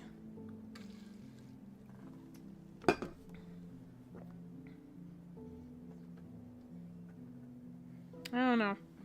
I didn't know that there was a second one. So anyway, point being, no matter what vulnerability they gave her, it's not the vulnerability that matters. Because to be fair, they kind of do that in the first one. They'd be like, oh, she was brainwashed. And so she doesn't remember who she is. And she keeps having the memories of the past. The reason it doesn't work... So, I mean, technically speaking, she already has the making of a hero in the first movie. She has amnesia. She... thinks she was the good guy all this time, realizes she was actually working for the bad guys. And now, you know, comes the realization that she has to get better. But here's the thing. A well-built character would have had some crisis about that. Would have had some question about that. Maybe even some insecurity about that. She never shows that once. She's never bothered by the fact that she doesn't remember where she comes from. She's never bothered about the fact that she's probably killed hundreds of innocents in the name of duty. She never once shows on the outside that she's concerned about where her powers come from, or these random flashbacks she keeps having of Earth. Maybe that's just the actress not being a good actor, but, you know, I'm like, never once on her face do you see a moment of vulnerability, of insecurity, of any sort of flaw, even though she technically does have flaws, and she technically does have weaknesses in that she could be, like, mind controlled or whatever. But, like, she never has a moment where she gets knocked down.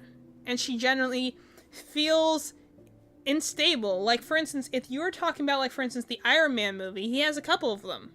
Most notably in the beginning, when obviously he crash lands and builds the Iron Man suit. But then even later on, it's his moments of, like, you know, having to lie to his friends, realizing that, you know, is he not keeping up his father's legacy, of his person he thought was a friend betraying him, of realizing he, you know, like, a lot of superheroes are built with innate angst because if they have a secret identity, they have built-in angst for the fact that they have to lie to their loved ones about what they do. You know, like, it's not rocket science. There are only 2 Captain Marvel movies. Yeah, I thought so. The one was a miniseries with the other girl called Miss Marvel, but it wasn't a Captain Marvel movie. Okay, it was the second. Okay, my dad knows all the superhero lore. He said the second one is a TV series. All right, that makes sense. I'm assuming it's the one that had Comic-Con or whatever it is, where she has like the bracelets.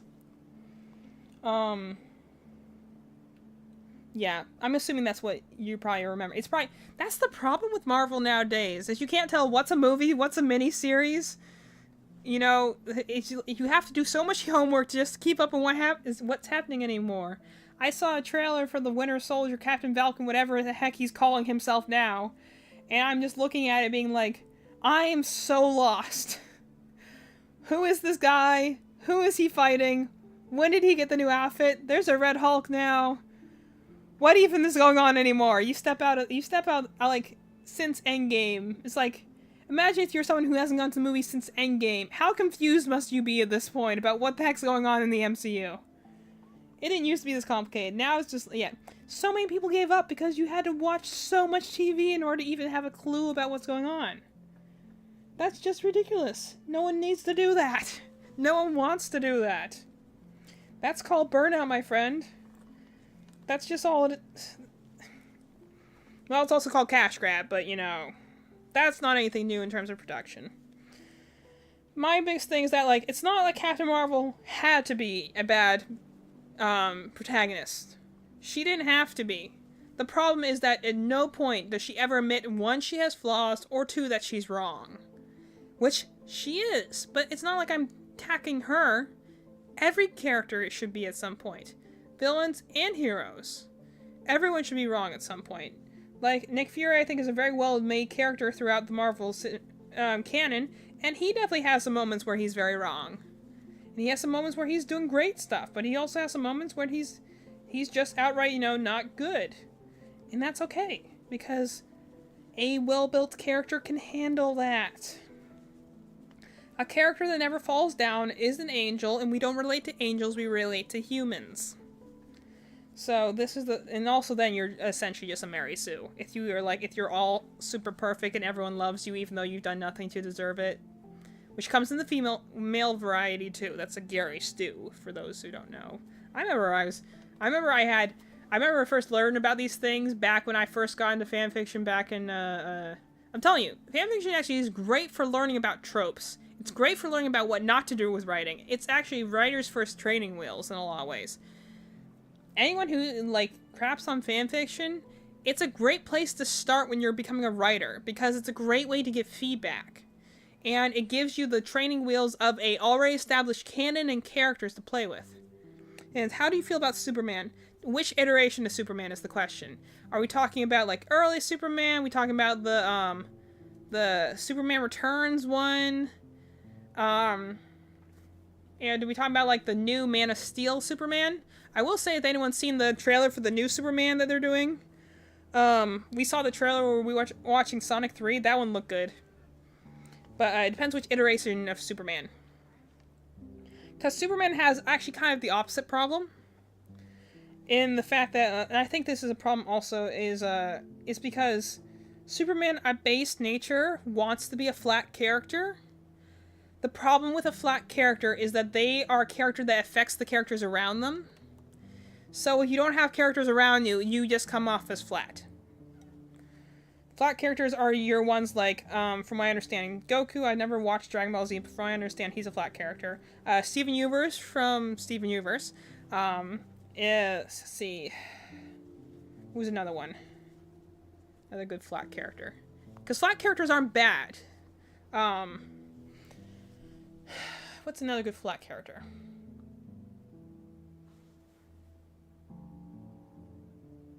I guess in some ways you could say Aang from the Last Airbender. He does have a character arc, but he's mostly a flat character because he does stay more or less the same throughout the course of the show. But even then, I wouldn't call him a true flat character because he does have spikes and dips. A flat character is essentially a point of stability that goes and is there to give all the other characters somebody to bounce off of and grow from. So they're the one who essentially... Oh, a good flat character is Iroh from Avatar. Iroh is a great flat character. He really does not change at all in the series. He stays exactly where he's at the entire time. But by being that point of stability, he allows other characters to grow around him. But think about it, Iroh really doesn't change at all from the beginning of the show to the end of the show. Man, how many literary lectures / movie lectures / animation lectures / storytelling lectures could you have off of Avatar: The Last Airbender? Truly a masterclass of our time. And yet they keep trying to remake perfection. But flat characters are fine. But the thing is that they are usually supporting characters, and if they are the main protagonist, it means that they have a motley crew of heroes to grow around them, to help them push to new heights.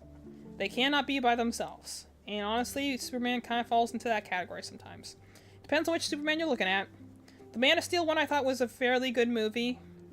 The Darker Tone was interesting. I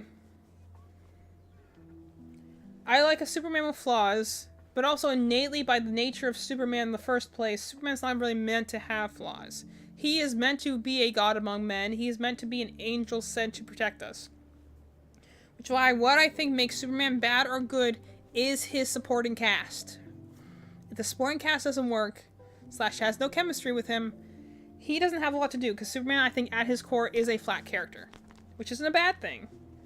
You can have a flat protagonist, but it means that you have to have a good supporting cast to have him. It also means that you also have to make a distinction between when he's in the suit versus when he's not in the suit. Show us, which is what I think Man of Steel did fairly well. Man of Steel still does some questionable choices, namely how they kill his dad was really kind of a stupid scene, but they do some good things when in terms of, like, they go and show, like, the difference between him. Like, the biggest thing I think you have to show with Superman is that he is a god among men. Why does he choose to be a man, though, when he is a god? Because he was raised with human values. He was raised as a human, so that is what he sees himself as.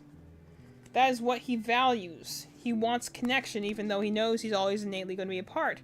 This is the outsider, kind of cursed, chosen one trope. People love it, you know? Think about, like, honestly, it's a story told 1,000 times. But, like, Superman can be a well-done character. The problem that you run into is, again, is his strength. Is sometimes they make him too strong so that he can't be beaten under any circumstances, or the circumstances under which he is beaten are kind of stupid. That's kind of why they had to give him kryptonite, because they realized, oh, this guy is literally undefeatable. But that's the thing, is that if you're only ever looking to, the only way to beat a character is by beating them up in a fight, then yeah, you're going to run out of options real fast. This is kind of the problem with Batman v Superman, honestly. Is that instead of going for the emotional gut punch, they needed to have a fight. And the emotions were not properly there, so it could have been way better than it was.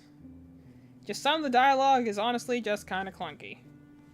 Being like, okay, I'm sure this sounded way better in the script than it did when it actually was shot. We don't even have to bring up the Martha line. That scene could have been really cool if it wasn't so lame. But it was, unfortunately. This scene's weird, because it's kind of like tying itself around. Like, I have this one, like, random long string here. You can't see it because my green screen's cutting it out, but my thing's a little tangled. And it's on the skein, so I don't know how it's all tangled up like this.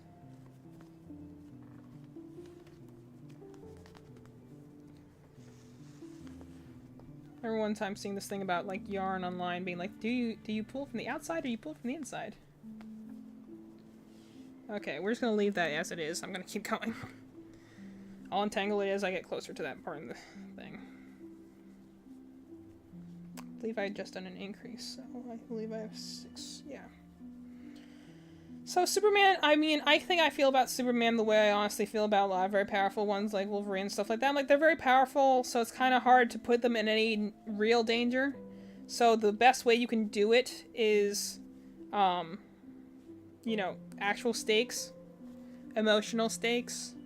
But even then, that can get problematic too. 1, 2, increase. 1, 2, 3, 4, 5, 6, increase. Okay, I want to make sure I didn't lose track. So, that's what I'm saying. Superman's a flat character, so really his quality depends on his supporting characters. This is the, this can be sometimes, the biggest one is like Lois Lane, for instance. So how good or bad, like, he is kind of depends on whether she's just damsel in distress or not. It's gonna be, I'm using the Godzilla pattern with this neon green. You can't tell because, again, my green's, look at my lap right now with all this green yarn on me. Is the green screen's, it's green screen green, so you can't see it. I'm making a Godzilla right now. Pattern. My mom suggested I make Reptar by using the Godzilla pattern and making him green. Which I thought was very cool, so I'm making a Reptar. For anyone who's actually old enough in the chat to remember what Rugrats is, I'm making a Reptar. He might be kind of tiny because I'm using a lighter weight yarn. And I'm using a smaller hook, so he might be a baby, but we'll see. I'm just kind of experimenting right now. This is what I do. I do the pattern the first time, then I'm like, how can I do this slightly different to get a different, Okay, I want to make sure I didn't skip over. Get a different result. 1, 2, 3. You can't see it right now because it's the same color as my green screen. So the camera's chroma keying out, but I think it's funny. It looks like I'm either crocheting something invisible or I'm like mending space-time right now. Anyway. Gosh, where was I? I don't remember what I was originally talking about. 7, 1, 2. And also it's kind of like one of the things like Superman, I think the reason like what I was saying about with flat arcs, that's why Superman, I think, works in things like the Justice League. Because he has other characters to bounce off of. And sometimes you have to be a little more careful with him in a solo movie. Because if you do, Superman is a lot like Captain America. In the fact that you have him being like, he's a kind of your typical Boy Scout. He does things that are good for the sake of being good. And that is fun sometimes. Especially now in these days and age where people are sort of like afraid to have any character just be good for the sake of being good. And now they're like, oh, it has to be always dark and depressing and challenged and stuff like that. I'm like, no, you can do it well. Just, you have to go at it with sincerity. And that's the biggest problem that I've said before in the past. It's like the lack of sincerity in movie making, honestly. 2, 3, 4, 5, 6, 7. Is that I think some movies are just, they don't, again, this is the thing I think that Captain Marvel did wrong, is that I'm like, it's too afraid of being misunderstood that it goes and just either meta-humors away any of your concerns or says like, oh, we don't have that problem. And if you think that we do have that problem, then you're just sexist. And you're just like, no, I'm a female who definitely loves a powerful woman in any sort of fiction. That just sucks. Like, I always love the ones who are like misogyny and stuff like that. I'm like, no, that's just bad. It's just bad writing. The funny thing is that, like, Captain Marvel didn't need to be like that. She was paired with Nick Fury in a younger time, and it actually was kind of cool. But I'm like, he's a cool character. He has nothing to do, because she's busy doing everything, and every time he does something cool, she's like, oh yeah, that's lame. And I'm like, who are you to call Nick Fury lame, you lame-o? It's just like... It's why her whole coming into her power moment at the end of the movie is so flat, because you're like, okay, that's cool, but... It's not like you were struggling before. You beat up a bunch of ships, they stopped you for like 10 minutes, and then you beat up more ships. You're like, alright, well, cool. Especially her moment with her boss at the end when she's like, fight me on fair grounds. And then she just punches him and like, okay. I feel no emotion about this because they never built up the dynamic between you two as being important. Or him being an abusive mentor or past lover. I don't even know what the heck his role is supposed to be in the other guy. I don't know.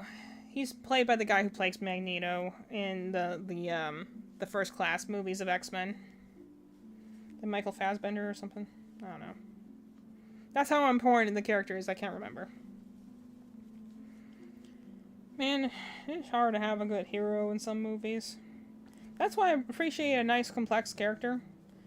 In my opinion, complexity doesn't necessarily come from having like a big backstory or something. It doesn't have to, at least. It can come just from, you know, you just know where the character's coming from, you know what they're working with. How many do I have? 1, 2, 3, so yeah. Okay, I want to make sure I was on track with my increases. That's why seeing things like watching Has-Been Hotel is so refreshing. Because these characters are all complex in their own ways. They give us questions, they give us flaws, they give us, you know, deep moments, and they have a lot of catchy music that go along with it. Like, seriously, some great voice acting talent and some really great singing talent. That was the biggest thing Disney wanted when she made the show. She wanted, and that's why she went to a larger producing company rather than using her own animation studio in order to make Has-Been Hotel. She uses her own animation studio to make its sister series, Hell of a Boss, which I've not watched yet, but I've heard very good things about. I'll watch it at some point. But, on top of a long list of things. But Has-Been Hotel, she's like, she wanted a full Broadway cast. Because, like, they need to be good singers, because the songs were going to help the story along, because like a proper musical, that's what tells the story. That's what gives you the big emotional beats. And all the songs are catchy as all heck, so, you know. Okay, now I'm back to it. So I need to do 3. Alright. So, like, you know, we should, you know, that was the thing that was pretty cool about going to Animate, is that, again, I got to go and get something signed by Alistair's voice actor. He's my favorite character. I did have a little Alistair, which, Meredith was going to buy, but someone else bought it. Maybe I'll make you one at some point. Or maybe the next Alistair-themed thing I have, I'll give it to you. But, it was, that pattern was way more effort than it should have been for something so tiny. There were parts that you had to sew in that I'm just like, why is this sewn in? Why isn't this just worked into the pattern? So, the pattern was just a little annoying to me. But now I also have my mom sewing my stuff, which has exponentially, definitely sped up my production. So I can do the crochet stuff. I can sew fine. And I'm willing to do it. I've sewn large things before in the past, but the thing is, it takes a lot of time. It slows me down, and it also just wears me down. So, if I give my mom something to sew instead, then I can work on another project and get started. That's how we kind of move things along. Let me tell you, the first day Animate was very fun. It's nice seeing so many geeks just walking around and being like, the cosplayers, the people who are just here to enjoy the same fandom you're part of. Like I said, there was a lot of Has-Been Hotel people dressed up, a lot of Alistair cosplays more than anything else. You know, a lot of the other ones. I don't think I saw a Charlie cosplay all day, though. I saw a lot of Alistairs, a lot of Angel Dust, a lot of Valentinos and Voxes. I did not see, like, any Charlies or Vaggies or anything like that. I saw some Husks. I might have seen one Nifty, but anyone who's not watched Has-Been Hotel, I'm sure all these names sound like utter nonsense to you. But it's also just nice to see cosplaying and stuff like that, because me and my sister have also been like, you know, there were a lot of Charlies on set. Then I just wasn't there then, and when I saw them then, I was not there Saturday, which is why I was going to. I worked the booth Friday, which was a lot of fun. It's nice to see people enjoying stuff. It's also, you know, obviously everything I make I sell, unless I really fall in love with it and decide to keep it. Most everything I make I sell, and I put it on our shop. I brought a lot of stuff to our market in that case. But I like seeing people pick stuff up and being like, oh, I love this, or I've never seen this before. That's the biggest thing, is that I make a lot of I've done them before on stream. I make patterns for, like, these little Freddies. So I make things that, like, people don't see a lot of, because nothing against crocheters who do that, by the way, but, like, a lot of the tables I see, like, Everyone has an axolotl. Everyone has a cow. Everyone has a loaf cat. A lot of people have, you know, the basics Pokemon, like a Snorlax or a Pikachu, maybe a Charmander or a Squirtle. The easy things that are not hard to find. I like making things that I don't see other people make, partially just because I also just get ideas and I want to make them, but I like making things where people finally be like, I've never seen a Shadow Freddy before. Like, you know, anyone can get basic Freddy, but like, I've never seen a Shadow Freddy before. The ones that go really well are my Withereds. So I have a Withered Bonnie that people just love to death, and I make a lot of those and then they sell. I had some Withered Chicas. I actually made 2 of those and they both sold. You know, I made a Toy Bonnie recently. I have a Shadow Freddy, actually part of a Shadow Freddy over here. You can actually see him. If I finish this and I feel like I have energy, then maybe I'll do that. That's kind of just there as my backup. But I've also been working on Freddy's all weekend, so I just wanted to do something different. I'm using my magic invisible yarn. It's like Invisible Jet.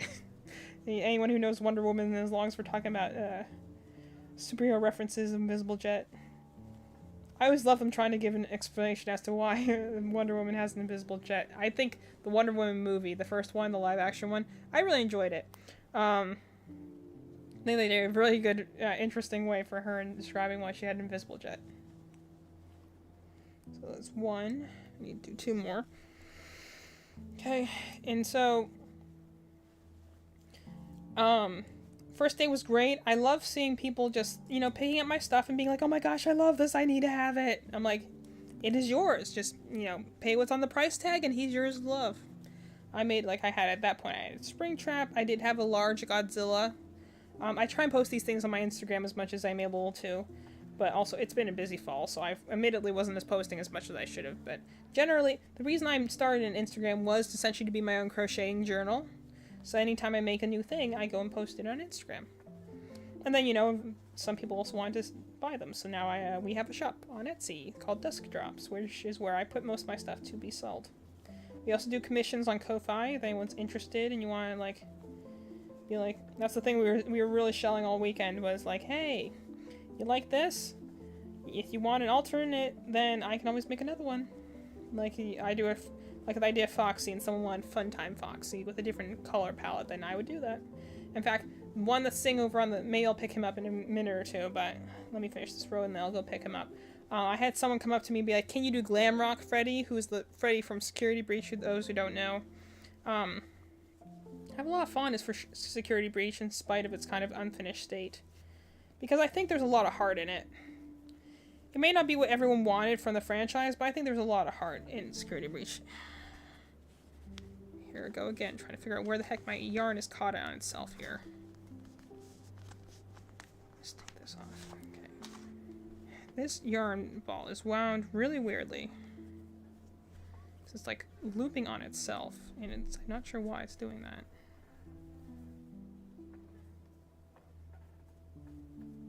So let's see.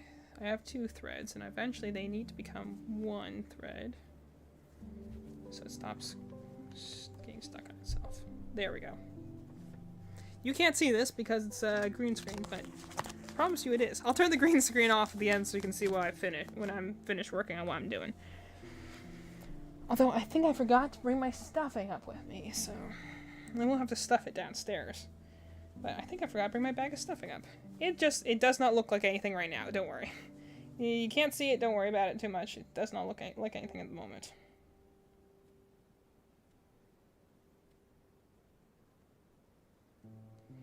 Where's my notifications over there? So I did it for the first day. Animate was very fun. That's when we were running our shop. I went to go and see, I think it's Amir. I don't remember what his last name is. He's Alistair's voice actor. I managed to stop in during like a break when he had like no line, and I went and got a poster signed. He was pretty cool. And I roamed the floor. That's when, like, anyone who's in part of our Discord, you saw in our fandom fun tab, I showed all my spoils I got from con, namely just some nice artwork. Because, you know, even though a lot of it was Has-Been Hotel, and then the other lot of it was a lot of Hoyoverse stuff. So a lot of Genshin Impact and a good amount of Star Rail stuff. Because they're colorful costumes, and I guess they're just fun to do as, you know? Like, Obviously, you have the standard affair of anime and, you know, niche characters from different animations, more than a handful of Sonics and Tails and Knuckles, and, you know, some that are just memes. There are a fair amount of people from, like, Mouthwashing, which is a relatively recent horror game, like, but always you see a lot of Genshin Impact people, which is, you know, I'm down for. They are really pretty characters. I bought many posters of them. But, we might want to do something like that at some point. It'd be fun. But, so obviously I went to go and get some different, posters, some merch, and stuff like that. Just, I got some really nice posters of some, like, namely just some of the characters I don't have posters for yet, so, like, I got some smaller ones, like, for, like, Zhongli, who's my favorite from Genshin, but I already have a lot of large posters of him anyway, so this was my opportunity to get some more for the characters I like, I don't have a lot of posters of. So we got a good amount of Nouvellette ones, and Riddlesley, or however, his, ice boyfriend. They always like pairing up the water and the ice ones. I think it's funny. I got a good amount of Alhaitham. I got some with Aventurine. Oddly enough, kind of hard to find their boyfriends, though. I kind of get why there's not a lot of stuff for Kaveh, because he's, you know, first of all, he's 4-star characters. That's 2. I need to do 1 more. He's a 4-star character, and he's, like, an artist. So, like, you know, when you're thinking about things that are easy to theme in terms of a character, like, a water-themed character is pretty easy. You put them in the rain, you put them with bubbles, you put them with water, you know, whatever. Alhaitham, for instance, is a scholar, but he has this very interesting fractal design that it kind of looks like leaves that are, like, crystallized. And crystals of any sort are always pretty easy to theme into something. Or, like, in Aventurine's case, he's a professional gambler, essentially. So his outfit itself is very casino-themed. So you can put him with cards, you can put him with chips, you can put him with the roulette wheel, you can just put him sitting on a couch, which is one of the ones I do with a stack of coins around him, you know, like, there's a lot of options to do it. So I kind of get why there wasn't a whole lot of stuff with Kaveh on it, because, again, he's an architect, he does have a very strong, like, I think, floral theme to him, but, in some bright colors, but I'm not surprised it was hard to find, like, stuff for him. The one that surprised me a lot was I couldn't really find, so I found a small print of Kaveh, if anyone who saw that in the chat. I found a small print of him, and I was pretty happy with that, because he is a very pretty character. But I did not find anything except for one small print of Dr. Ratio, and I was really surprised by that. Because again, he's Star Rail's version of Alhaitham, and I found lots of stuff with Alhaitham, who, mind you, is just a buff scholar, essentially. He's a scholar who's very muscular and, like, in a muscle shirt. And, you know, has silver hair and stuff like that. Very eye-catching, very easy to do, you know, sexy posters of and whatnot. But, Dr. Ratio is pretty much the same thing. Again, a very, very, very needlessly buff scholar, who also has, like, you know, he has the strong Greek theming with him, and he's arguably wearing less. Like, his design is very, like, toga-like designed. It has, like, you know, the obvious, like, chest window and stuff like that. Boob window, as we call it. And I remember when we originally told my dad what a boob window was originally, he did not know what that meant, and so he was like, oh, I like those too. I'm like, we're talking about on men, not on women. On women, it's just called a shirt. On men, when you have something across the chest, we call it a boob window. But, like, when that's on a woman, that's just a shirt, because they like, in any design that shows off your boobs on a character, that's just how female characters are done in fantasy. It's not anything special to write home about. Men, it's something special to write home about, but women, it's not so much. That's just called a regular shirt. But, so, like, essentially, Dr. Ratio has all the, like, the makings of a character that you would put on, like, those very stylized, sexy-looking posters and stuff like that. But I could not find a single thing with him. And it's not like he's hard to theme either. Like I said, he's a very Greek-themed character. So honestly, put anything with that you can do. He has like he wears like a golden laurel in his hair. His whole thing, his outfit looks a lot like a toga. He has all these different things with, like, alabaster statues are one of his taunt abilities. His ultimate is a column, like, you know, like one of those Greek columns. Like, essentially anything that you can see in, like, Hercules or something like that, you know, like. And even beyond that, his own quirky thing he has is that, like, you know, he has this really, like, has this thing about, like, bathing and stuff like that. He loves you know, his bath time. So that's where he does like most of his reading and stuff like that. So his like light cone shows him in the bathtub. So he really loves rubber ducks. For whatever reason, every character's gotta have a quirk in these sort of fantasy games. So you could just show him with rubber ducks. But I'm just like, the fact that I couldn't find anything, even a very distasteful, like practically nude portrait or anything, like I wouldn't have bought it. But I'm like, I didn't even see, like, there are people who are showing these characters that are super muscular, barely wearing anything, if they're wearing anything. Like, I saw such a range of characters from Genshin and Star Rail and all this other stuff. They're like hypersexualized and stuff like that. You know, super muscular men and stuff like that. And I could not find even something like that for Dr. Ratio. And I was really just surprised because I'm like, huh. This is someone that literally is Al Hatham, but in a, you know, slightly different color palette. But I'm like, this is surprising that I couldn't find a single thing with him on it besides one, like, tiny poster. And then I showed him to Madeline later. I'm like, here, let me hold up these two characters. Do you see a difference? The real difference is, like, their color scheme. They have different colored hair and slightly different color styles, but like they have the same sort of severe I'm judging you look. So, they're very different characters in a lot of ways, but it's just funny to compare. Anyway, so I was at Animate Friday, which was fun. And then Saturday was the busiest day. That's when I tagged in our like business partner. So she went ahead and did stuff with Madeline. Now my yarn's tangled up again. You can't see it, but it is. Okay, where is this coming from? Let me put this down first. I don't know how my yarn got tangled up like this. Alright, so she tagged in, they did the Sunday run, which I hear went very well, that they sold a lot more. My crochet stuff usually sells out a lot on the first day because a lot of people come and pick it up. So we sold some more stuff then, at least as much as I had. I stayed home and like literally power ground out 3 more plushies, which again, I probably would not do again because I literally got up to like eat and go to the bathroom. And I was very burnt out by the end of the day, like I didn't want to, because I had one that was like a rush order. It was like, hey, can you make me this thing before the end of the con? So I did make the thing for her before the end of the con. But then she had to go home early, so I actually didn't need to do that at all. So I was just like, oh, alright. Guess we're shipping it to her then. I'll show that to before the end of the stream. But we had apparently a lot of good sales. Melanie got a lot of her glass paintings that she does, and she's sometimes working on in the background. When she's not here right now, but sometimes she'll be working on her glass paintings in the background. And you know, I had some of my dice bags. We were trying to figure out how to do prints. And that's the thing I have to say would probably be a hard market to get into, because that was one thing that at Animate there was a lot of. Everyone had prints. Everyone had prints.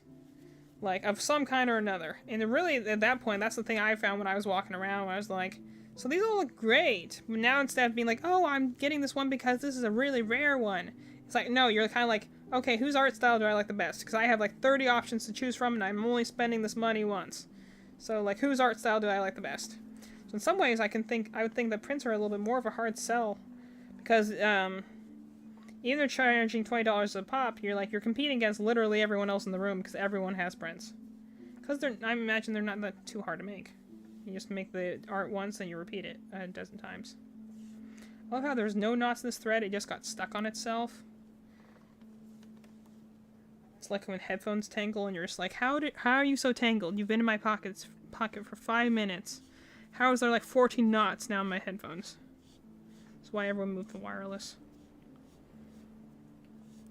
Anyway, so the Saturday I didn't hear a ton about, but I do know we sold well. They told me it was very busy and it was good I wasn't there because my social battery was already pretty spent from doing Friday. So like, you went home relaxed, right? I'm like, no. I ran 3 more plushies, which honestly probably was not the wisest thing because I didn't take a lot of breaks, if any breaks. So I was very burnt out by the end of the day, which was probably not the best, but it's okay. Stuff got made, and that stuff didn't sell on Sunday anyway, so I didn't even need to rush, but now I have more stock to sell on the store, so that's something. Okay, 7 decrease. Okay, 7 and a decrease, that's fine. So Saturday went well. The biggest probably highlight of that day is that Madeline, she could tell the story better than me, but I'll tell it secondhand. So Madeline went and met with the voice actor, something Middleman. I don't remember what it is. But he's the person who does Ryuji's English voice in Persona 5. He also does Leo from Fire Emblem Fates as well. So Madeline was really looking forward to going to see him. So she managed to run over and catch him at the very end of the day. So she went, she got a poster with Ryuji, and honestly, just hearing about it again makes me want to go play Persona 5 again. But maybe my next game I'll do is maybe I'll do Persona 5 Tactica, or maybe Persona 5 Strikers, one of the spin-off games I've been meaning to play but haven't sat down to do. I am still planning, just to briefly diverge, I am still planning on all the games I said before. I do want to do a Nuzlocke. I'm trying to figure out how to do it with the proper overlay. And I am still going to be playing through the Hoyo properties, but maybe for my next other game I'll do Tactica or Strikers. Maybe Tactica, that would be different enough. I don't know if it'd be fun to stream or not, but I don't really know a lot about the game. So point is, Ryuji from Persona 5, he's like Joker's right-hand man. He seems like a simple character, but he actually has a lot more depth going on than you realize, and even then, sometimes you just need a steady bro by your side when you're trying to do stuff. So his voice actor was there. Madeline went to go see him. She got a Ryuji poster because we don't have any of those, because it's hard to find stuff for Ryuji. Everyone wants to do the girls, obviously. Not surprising, at least. And so she went and saw him, then she knows to get a Leo poster, which is Madeline's, that's the person Madeline married when she played Fire Emblem Fates. He is very cool. I like Leo a lot. He has a nice character. So she went, and then I'm paraphrasing extremely because, again, I had this secondhand, but she was going and she was talking to the voice actor guy, and she was just talking about how much she loved the games, and talking about how I was at home and we were running a booth and stuff like that. So he goes, and so she's paid for an autograph on 2 different posters and stuff like that. But he goes and tells her to get her phone. So she runs back, gets her phone, and then he does a personalized message actually to me because I was at home. They're just saying hey, hi, this is this guy. I'm at the Animate in Raleigh, and why aren't you here right now? Essentially, I'm here but you're not, type of thing. This is personalized message, which normally you have to pay for, but just because Madeline was the last person of the night pretty much, and she was there talking with him for a while, and so he just did this personalized message for me with her phone for free. That was so cool of him. I was smiling so hard when I saw it. My mom's like, oh, I should have filmed your response, because again, I don't respond a lot visually, a lot verbally. I don't have very strong reactions. I'm sorry to anyone who's ever given me a gift if I don't look pleased enough, or if I'm not giving a lot of feedback on liking the gift or not. Reactions are not great for me. So, but that was pretty cool of him to do. And so we got some posters, we got a recording, and we watched it 4 times in a row, and it was very cool. And Madeline seemed very jazzed after that day. So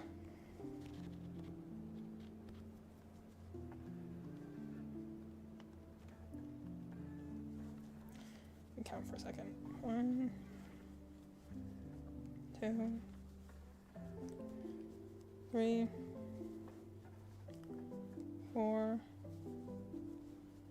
5, 6, 7. Okay. So that was pretty cool. And Madeline was able to get that. I'm glad for her. And we sold a lot that day. So, then we had Sunday, Earth went and did that earlier, and then I came in later in the day, and then stayed with Madeline until the end of the con. And it was a slower day. We sold about probably as much as we did on the first day. So, because slower traffic at that point, everyone's kind of just either literally hungover or energy hungover. Because, it's the end of the con, everyone's getting a little tired. Okay, 1, 2, 3, 4, 5, 6, 7, 1, 2, 3. Okay, I'll make sure I'm counting right. 1, 2, 3. So, you know, it was a little bit more chill that, but we ended up selling a lot. You know, we had a pretty good turnout. A lot of people said that they they liked the atmosphere, but they didn't make as much money as they wanted. And I'm like, we actually, I think, did pretty well, all things considered, for ourselves. We definitely made back the price of the table at the very least. And so, I was pretty happy with that. I don't know how much my crochet stuff exclusively made. I'll have to ask Madeline for that, but, the thing is that, I make a crochet item in, it's, minimum, $25, I think is the cheapest thing I have with my dice bottles. So, I don't have to, if you have lower priced things, you can sell more of them, but also you have to sell more of them in order to break even. I have things that were kind of just flying off the table, especially in, the beginning. So I don't have to sell as many things because they cost more. So it's easier for me to make money back in that regards. Let's see what we got. I need to see 1, 2, 3, 4, 5, 6. So it was a pretty good con all across the way. I mean, we were very tired afterwards. Obviously, I actually think I was more tired on Saturday after staying home and essentially just working my butt off, trying to make 3 more plushes. And I pretty much just sat down the whole day, and I honestly probably should have gotten up and stretched more often than I did, and that's probably why I was so exhausted and why I felt so exhausted on Sunday. But then I went in today to work at the preschool. I was supposed to be a floater, and I kind of just sat there and held the hands of 2-year-olds that were crying. So it wasn't too bad. It was pretty much what I do normally. I was essentially subbing. So I didn't do any floater jobs yet. And then I'll be doing childcare tomorrow morning, which will be fun. I get paid much better for that, I'll tell you that much. Nannying works so much better than preschool work. But I'm probably there just for the vibes, because they need help. Definitely not for the money. So, it was pretty good. But I was definitely tired today. Also, it was raining a lot. It was very cold. So, we had a good con. We sold a good amount of stuff, I think. I don't actually ever see the money because it's tied to Madeline's account, so I don't actually know how much it is unless she tells me. But I assume we made a good amount. She did tell me earlier that we made a good amount collectively. I don't know how much my crochet stuff actually went for across the board. I'll have to ask her about that later, so. Because we put it on a different account. So I actually don't know how much I make. But anyway, so it was good. Anime was fun. We might do it again next year depending on the timing. The biggest thing was that it was this, it was in January, right after Christmas break. So we actually ended up spending the majority of our break trying to prep for this con, which means that we weren't really relaxing during our Christmas break. So we might do it if it came up again. Depends on when the timing is. It also depends on where it's going to be, because Eliza mentioned at the beginning of the stream, our convention center is getting remodeled to some extent. So, it might not be here next year. Who knows? It depends on how fast the, building actually happens. So, it was fun. I think it was a good experience. I will remember the first day we did it, I definitely felt like the small fish going into a big pond. Being wow, look at all these people, they look so professional. Look at all the stuff they have, and we don't have a lot. But I think we did well for ourselves, all things considered. I think it was a good experience. I liked being there. It was fun to go and walk around and see other people doing stuff. I think it was a good thing for us to do. I think it was a good experience. And so, I'm glad our next one's in February, so I have a little bit more time to build up a little bit more stock. I'm not going to go crazy with it, though. I honestly, I was crocheting today just because it's easier to talk while I'm doing that. But, I think I'm going to play some games, too, more this weekend, because I was crocheting my hands off this week. In fact, my biceps are still kind of a little sore, because I hold myself, kind of tight when I'm crocheting. I have a lot of tension, which is why I can do things with smaller hooks and actually not have to worry about gaps in my yarn, because I have so much tension. But, it was a good experience. I enjoyed it. We met people, we saw people, we interacted with people, and we sold some stuff. That's the best you can ask for the market. So, I'm going to probably get ready to sign off here in a few minutes. I'll try and make it brief, because my dad always makes fun of me whenever I take a long time to sign off, just because my throat's getting a little sore at this point. I think the air's just dry in here. So I'm gonna go have some tea, maybe have some food, as I noticed it's like 8 o'clock and I haven't eaten dinner. But I ate a late lunch, so it's fine. So, rest of the week, tomorrow's Tuesday, so that means we will do our normal streaming time for video games. I'm not sure what we're gonna play yet. I'm open to suggestions, to anyone who wants to put something in the chat. I'm gonna see that I can research how to get the overlay for the Nuzlocke going, so I can get that started, because I would love to get that started. But if I can't figure that out, then we'll figure out what else I'm gonna play. I'll put some options in there. And then for the rest of this week, we'll see how it goes. Maybe a earlier stream on Wednesday and Friday. But I don't know yet. We'll see. I'm gonna just kind of roll with the week and see where we take this. We're kind of in our hangover mode after the con, so we're all just kind of slowing down and figuring things out. Anyway, thanks for everyone who came and enjoyed. I loved the activity in the chat today. I love having a good movie rant with everyone. Glad those who were able to come and they were able to chat, and those who were able to just lurk and listen. I appreciate you as well. It's I'm definitely a lurker myself, so I appreciate those who come and just hang out for the vibes and just to hear me rant about whatever the heck comes to mind. So I'll see you guys tomorrow at some point.